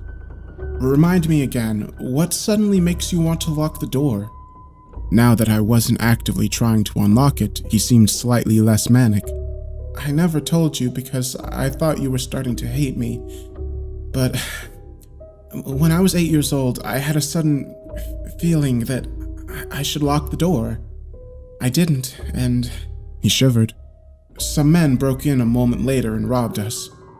I frowned at his glistening shadowed face. "Jesus, was anyone hurt?" He nodded between audible breaths. My mom, Another 3 breaths passed in the otherwise silent darkness. "She didn't make it." "Damn." I didn't know what else to say. Just, damn, no wonder. No wonder? Before I could elaborate, the sound of something skittering outside reached us. He turned and listened in one rapid motion like a startled animal, and I had to admit I was none too calm either. Still, I couldn't risk amping up his anxiety. I did want to sleep again at some point. He whispered, "Where was that?" It sounded like it came from the back. I whispered too. "I'm sure it's nothing. Let's go." I led the way and crept through my apartment. He made sure to mimic my steps, but he was still louder than me, and I nearly winced at every creak. By the time we entered my bedroom and reached a rear window, my nerves were raw. The window was fitted with stops that prevented it from opening all the way. I usually left it open for the breeze, even in the winter. We sat in total darkness in front of that thin rectangle of cool air, looking and listening. Have you ever actually listened to the sound of the city at night? What I'd gotten used to as silence was actually anything but. Soft wind stirred a rustling in the nearby trees. A train blew a horn in the unknown distance. A dog barked twice, and briefly an ambulance siren trekked across the horizon. Under it all, a constant low haunting wail emanated from across the world from the nearby highway. I'd always hated that sound whenever I'd accidentally become aware of it because I thought it sounded like 1,000 ghosts screaming from very far away. But I wasn't about to tell Eddie that. It was about that time that my gaze landed upon something among the trees. When I'd first seen the closely bunched collection of white pinpoints, I just assumed they were reflections from somewhere. Now though, as I watched them carefully, I was nearly certain I was seeing them rotate upward. It was as if someone was spinning a wheel of lights whose narrow side was facing us. From the size of the distance, the wheel must have been 2 or 3 feet in diameter. I whispered, "What is that?" After finding it with help from my pointing finger, Eddie's stare deepened. I've never seen anything like that. What could it possibly be? I couldn't make sense of it. While I watched, it grew slightly dimmer, then slightly brighter. It's definitely casting light around it. I think I saw some leaves above it. Is it changing? Eddie clutched my wrist as he stared at those strange, upwheeling lights. Is it getting bigger? I couldn't be sure, but how could it be getting bigger unless... Jumping up, I placed my fingers on either side of the window and brought it down swiftly and quietly. Then I turned the latch and locked it before pulling the nearby cord and sliding the blinds down. Whatever it is, we're secure in here. We'll be fine. It's probably just some kids playing with light toys or something. He sighed and opened his mouth to speak, but a visible change came over the silhouetted contours of his head. An instant later, he leapt over and slammed my bedroom door shut. The boom echoed loudly in my ears. I demanded to know what he was doing as he locked my door. Eddie turned around and put his back to it. I could tell he was wild-eyed from the way he whispered, "Be quiet, it's in your apartment." The adrenaline spike from the slammed door made me a little angrier than I wanted to be. What's in my apartment? His frantic whisper was nearly a hiss. I don't know. I just know that we have to keep this door locked. I was fuming, but if I spoke, I would have said something I regretted. So we stood there in the dark for a solid few minutes. I began to calm down as those minutes passed, and once I was in control again, I opened my mouth to whisper, "Hey, I'm sorry, The floor creaked outside my bedroom door. I froze. Eddie backed away from the door and faced it alongside me. It was nothing but a dark rectangle in front of us, but I stared at it for any hint of motion or change. The crazy thing was, I had no idea what I was even looking or listening for. What could possibly have been out there? Not only had we left the front door locked, there had been no sound of entry, forced or otherwise. If there was something or someone out there, how had they gotten in? Dim light began to move across the walls of my room. I waited for the sound of a passing car, but none came. As we watched the door, bright light began to roll upwards around us, again as if someone was spinning some sort of lit wheel. It didn't take long for us to realize that whatever we'd seen in the distance outside was growing closer to the window. Beyond the blinds, something was coming nearer, but neither of us dared look away from my bedroom door for even an instant. Then I saw it. Between moving lines of shadow and light, I could have sworn my door handle had changed angles. I backed away. A look at the blind showed definite lights spinning closer, as if they were right outside the window and about to come up against it. Grabbing Eddie by the shoulder, I pulled him with me into the tiny one-person bathroom. He closed and locked the door the instant we were inside. My heart was hammering in my chest to the point of actual pain. Grunting my whisper, I asked, "What the hell is happening?" He shook his head. I have no idea." "Are you sure?" I asked him, squeezing his wrists. "This all started with that robbery and attack on your mom, right?" "No," he whispered back. My bathroom door was flush to the outside carpet, but hints of rotating light began to appear beneath, as if that insane, impossible wheel had somehow entered the room without opening or breaking the window. None of this made sense. "It has to be you somehow." "No, it has to be!" I shook him violently. "Is your fear making it real? Is something after you? You don't understand," he whimpered. "I didn't finish the story. It didn't start with that incident. I'd been getting the urge to lock the doors for years before that. The first time I didn't, that's when they came." I couldn't understand exactly what he meant. "The robbers?" He shook his head. "God, they weren't robbers, were they?" He shook his head again. My voice dropped to a razor hiss. "What's out there, Eddie?" All he could say was, "They want in." Something about the way he said it finally made me understand. "It's not about the bathroom door, is it?" I looked out through it, thinking of my bedroom door and my apartment door beyond that. "It's not about the literal entrance to the room you're in." The rotating light below began intensifying as whatever was out there approached our hiding spot. His panicked grip on my hands told me I was right. "Then why do you lock real doors, Eddie?" I shook him until he looked at me despite his fear. "Is it a metaphor? Does it make you feel better? Does it close them off somehow? Why isn't it working this time?" He began to cry, sending mixed drops of tears and sweat onto my forearms. "I couldn't take it anymore. I'm tired of the constant struggle." The high cliffside curb where I'd picked him up flashed through my mind, clear as crystal, and the fear that had been building since the moment I saw him suddenly left me. He'd gone to that cliff for a reason, and he'd probably had second thoughts as he stood there alone in the dark. Completely calm, I asked him, "Your car didn't break down, did it?" He shook his head. "You messaged everyone, didn't you?" He nodded, and I was the only one that responded. He rocked back and forth in front of me. "I just couldn't take it anymore. They want in. They're always out there. They want in. I lock them out, but they never stop. I'm tired of being terrified every minute of every day." Air began moving under the door as the light reached peak intensity outside. Whatever it was almost upon us. "There's nowhere to go, Eddie. Let's open the door. Maybe you're constantly terrified because they want you that way. Let's face them. Let's be unafraid. It might just work." He didn't respond, but I dragged him to his feet. I had never wanted to do anything less in my entire life, but there was nowhere else to go. With a firm grip on his wrist, I reached forward with my free hand, unlocked the door, and flung it open. I don't care if you believe me. That's not the point, but I'll tell you what I saw. The lights were eyes. They were bright enough to obscure the grotesque moving body beneath.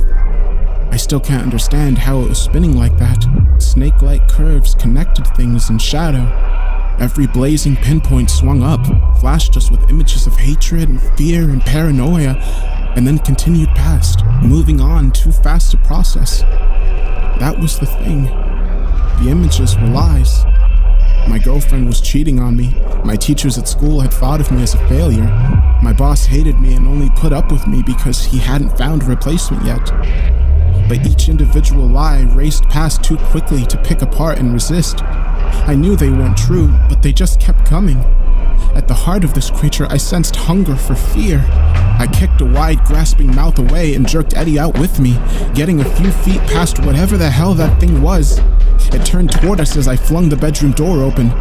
I'd been right about the door handle turning. That much I knew in that instant. The madly spinning shadows and light failed to illuminate the beast that lay beyond the door. Immediately, I knew the thing behind us was just a servant of this, because it was so much worse.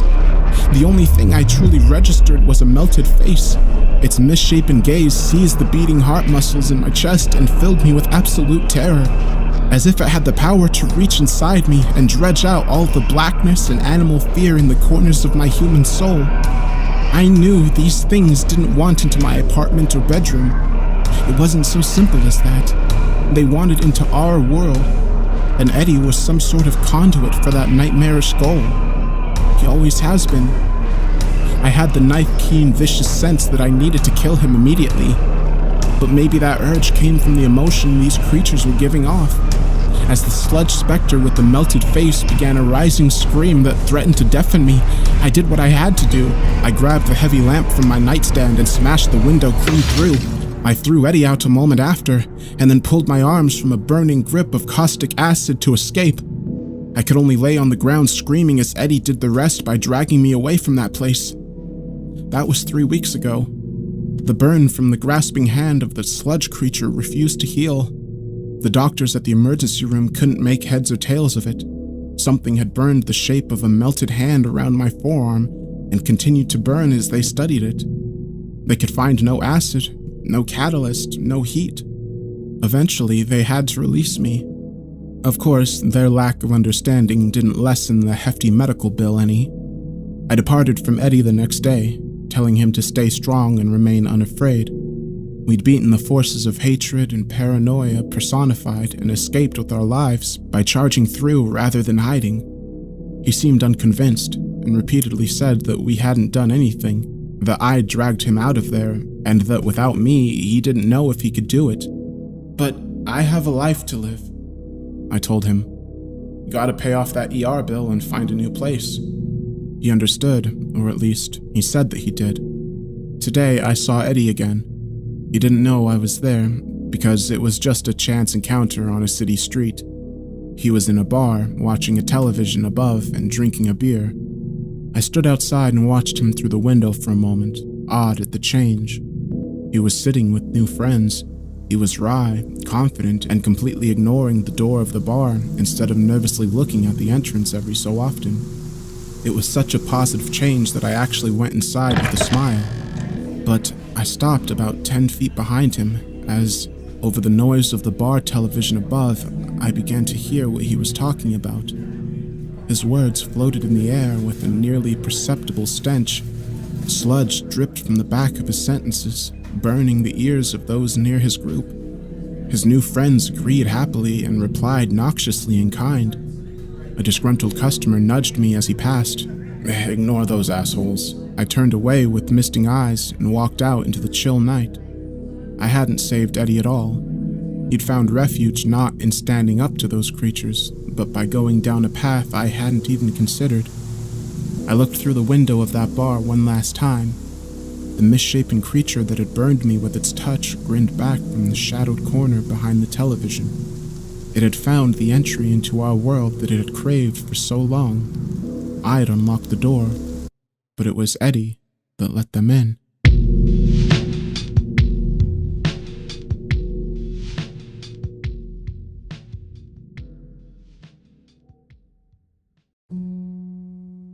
January 3rd.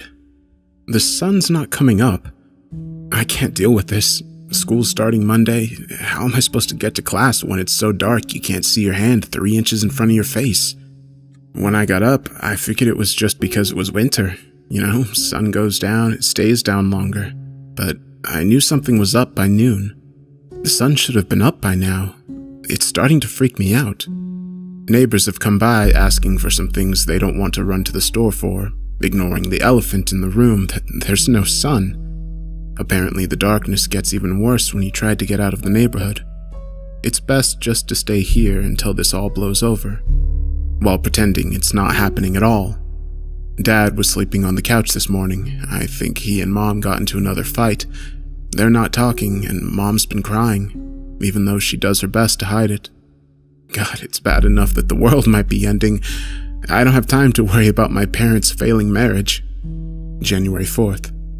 The streetlights went out and haven't come back on. Now outside looks like Satan's winter wonderland.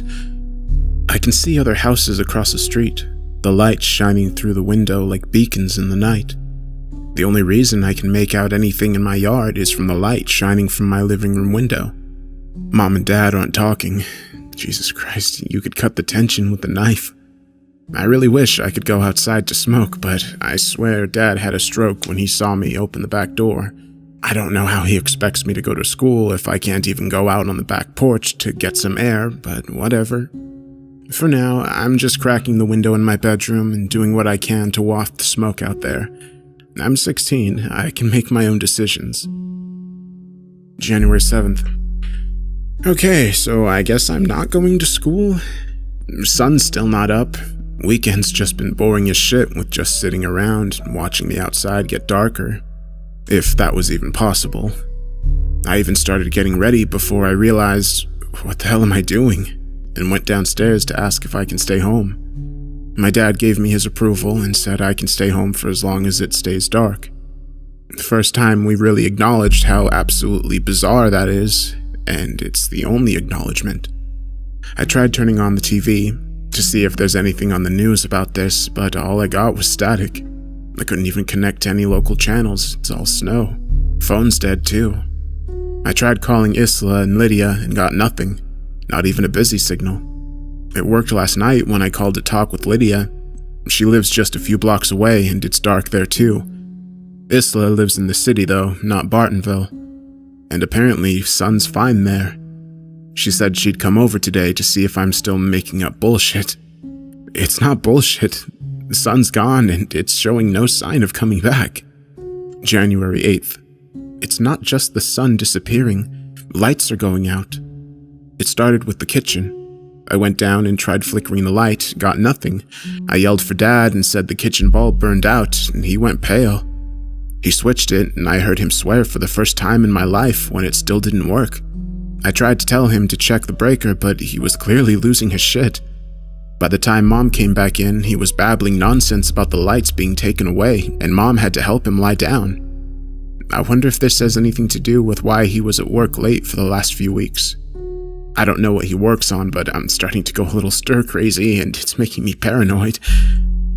Isla never showed up yesterday. Stayed up until midnight, and she never showed. Maybe she got turned around, or maybe she forgot. She's like that. I bet she just forgot. January 9th. Half the house is stuck in the dark now, including my bedroom, but that's not the worst of it. Watching the street is the only form of entertainment I have other than reading, and I'm getting too antsy to focus on that. I cracked the window while I street watched, and then I heard it. For the last few days, all I've heard while I've cracked the window is wind. Today, I heard whispers. Yes, I thought maybe I'd cracked and was hearing things, but I pressed my head against the screen to listen better. It was then that I heard the clack of something like claws climbing up the side of the house. I yanked my head back just in time to see those claws land on the sill. I was frozen when I saw that thing haul itself up to my eye level. It was probably my height, maybe a little bigger, pure black with tufts of hair or fur coming from the top of its head and its shoulders. It didn't have any facial features other than these large, pointed ears and bright red eyes bigger than my balled-up fist. It blinked a few times, like he was just as surprised to see me as well. His claws sliced through the screen as I stared at it. I had to be going crazy, right? Its enormous hand groped around my desk before landing on my last pack of cigarettes. It yanked them back, waved them in my face, and then it dropped out of sight with a chattering madman sound. I screamed as loud as I could before slamming the window down. My dad came in, and when I told him what I saw, he began to cry. Just crumpled into a ball on the floor and began sobbing. I asked Mom what was wrong with him, but she couldn't answer me. All she knew for sure was that on the 2nd, he came back late, looking paranoid as hell and smelling like someone else's perfume. I don't know what's worse, the fact that my dad apparently is having an affair or how calmly my mom said that. Apparently she'd been on to him for months and it'd been likely going on for years. It was only that night she caught him. God, I wish I could just go back in my treehouse and hide for a bit, but I can't imagine leaving this house right now. Not with those things out there that laugh and whisper, even though they don't have mouths. January 10th. The darkness took a house last night. The chittering from those freaks was so loud it woke me up. We crowded in front of the living room window and watched as dozens, maybe even hundreds of those monsters surrounded the house across the street. Windows were busted in, the door was ripped off the hinges, and they flooded inside. The Knays started screaming seconds after they got in. They screamed for what felt like ages, and all we could do was stand there and watch. Dad bolted around the house after that, extinguishing every candle, turning off any light we still had that worked. He's sure they were attracted to the light. I don't get it, but honestly, I'm not going to argue with a guy who's 2 steps away from a mental breakdown. The Knays did have most of the lights on. My thighs are going to be covered in bruises with how I keep bumping into everything every few steps. I can only use my flashlight to write in my diary. I have to leave it dark the rest of the time. All I can do is just watch the darkness outside the window. January 11th. 2 more houses were ripped to pieces during the night. Maybe the night. I can't tell anymore. I count days by sleep now, and now there's not much else to do but sleep. I'm getting better at seeing in the dark, though, although all there is to see isn't great. The monsters just took the Knays' house down, and there's nothing left but a pile of wood. The lots and Jarvis's house is also destroyed. In the wreckage, I can sometimes see dark shapes moving around them. More monsters, probably. I wish I could see Lydia's house, but it's too far away. I hope she's okay. It's clear my dad prepped for being here for a long time, though. We have enough canned food to last until the end of the century. Something on that last normal night spooked him, and although he and my mom are clearly going to split the moment they can, he still cares about us. Even if he did betray us. I'm just too tired to be angry, and too scared. Maybe turning the lights off was the right choice, but who knows? January 12th. Rise Gill. That's the name of Dad's other woman, or in this case, man.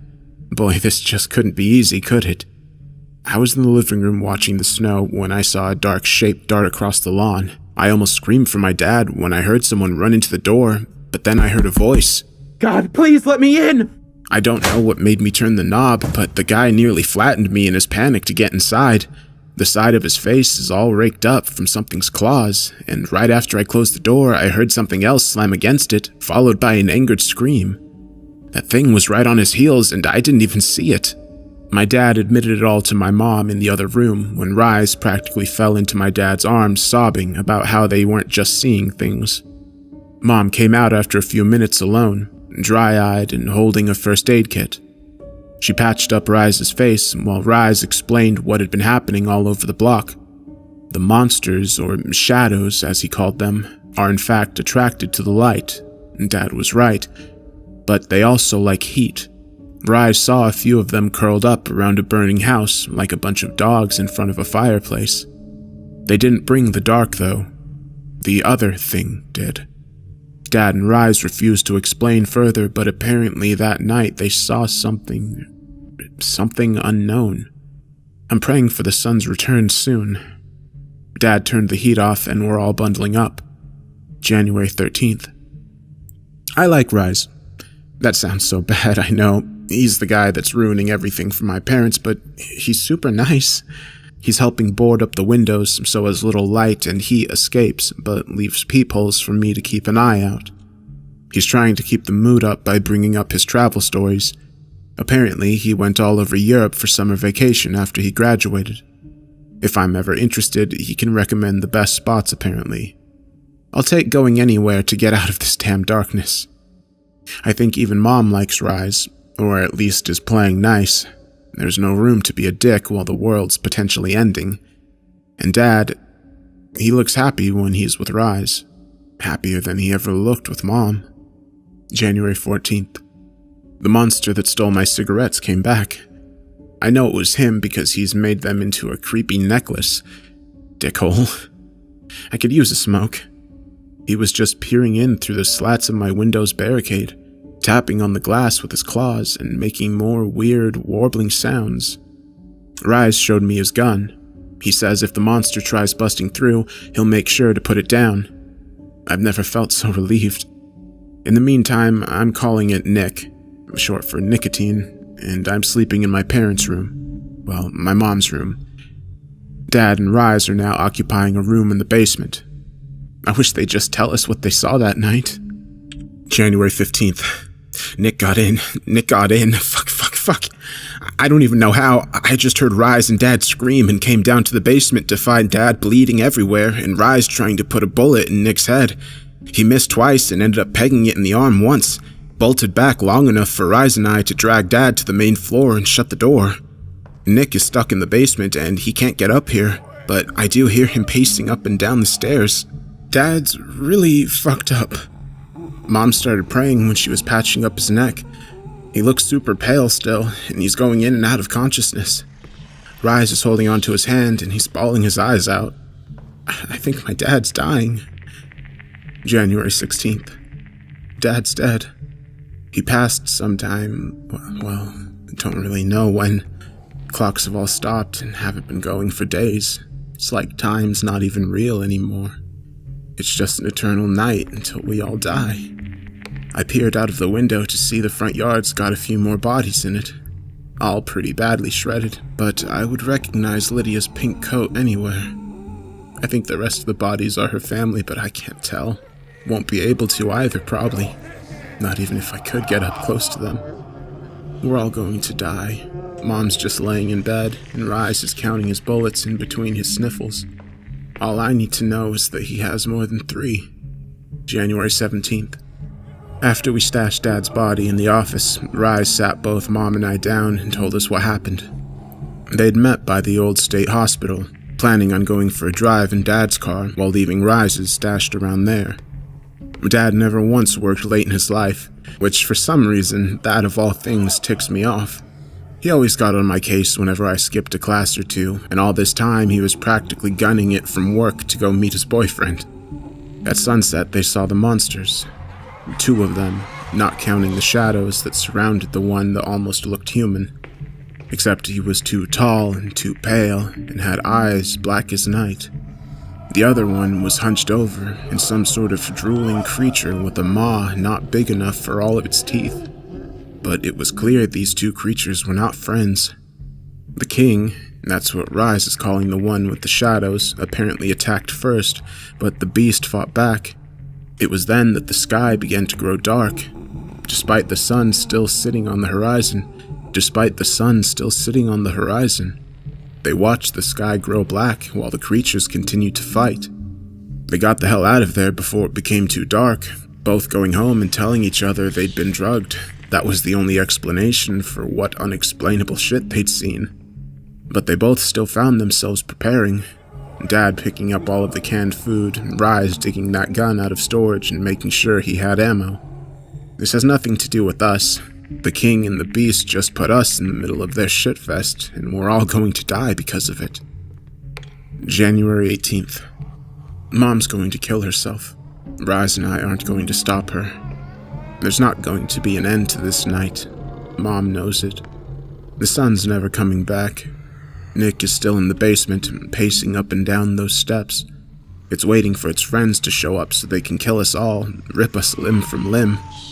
Rise is going to make a last stand when that happens, but Mom can't bring herself to wait for the sun anymore. She sat me down and told me how much I mean to her, that she still loves Dad even if he really, really hurt her. That she won't think badly of me if I'm not ready to end it. I'm not, but I'm just glad she's going to take the pills and peacefully go to sleep instead of taking Rise's offer to use his gun. I'm not sure I could take it if I heard the gun go off. I'm such a coward. I should be joining her right now, but I'm too scared to die. I'm only 16. I don't want to die. January 19th. This will be my last entry. Nick and the others broke through last night, right through the basement door. Rise took out a lot of them, but I'm not sure if he's still alive since I'm not hearing any gunshots anymore. I'm barred up in my room. I keep getting whiffs of my parents' rotting bodies and it makes me want to puke. Why didn't I go with my mom yesterday? I don't want to die. I don't want to die. I can hear them in the hall. They're looking for me. They can feel my warmth, even if my fingers feel numb and my teeth can't stop chattering. I can hear them whispering my name. I'm going to make a break for it out my window. I don't have a doubt that I'll freeze to death, but I'll take that over being ripped to pieces. I hear it's quite nice, freezing to death. You just sort of go to sleep.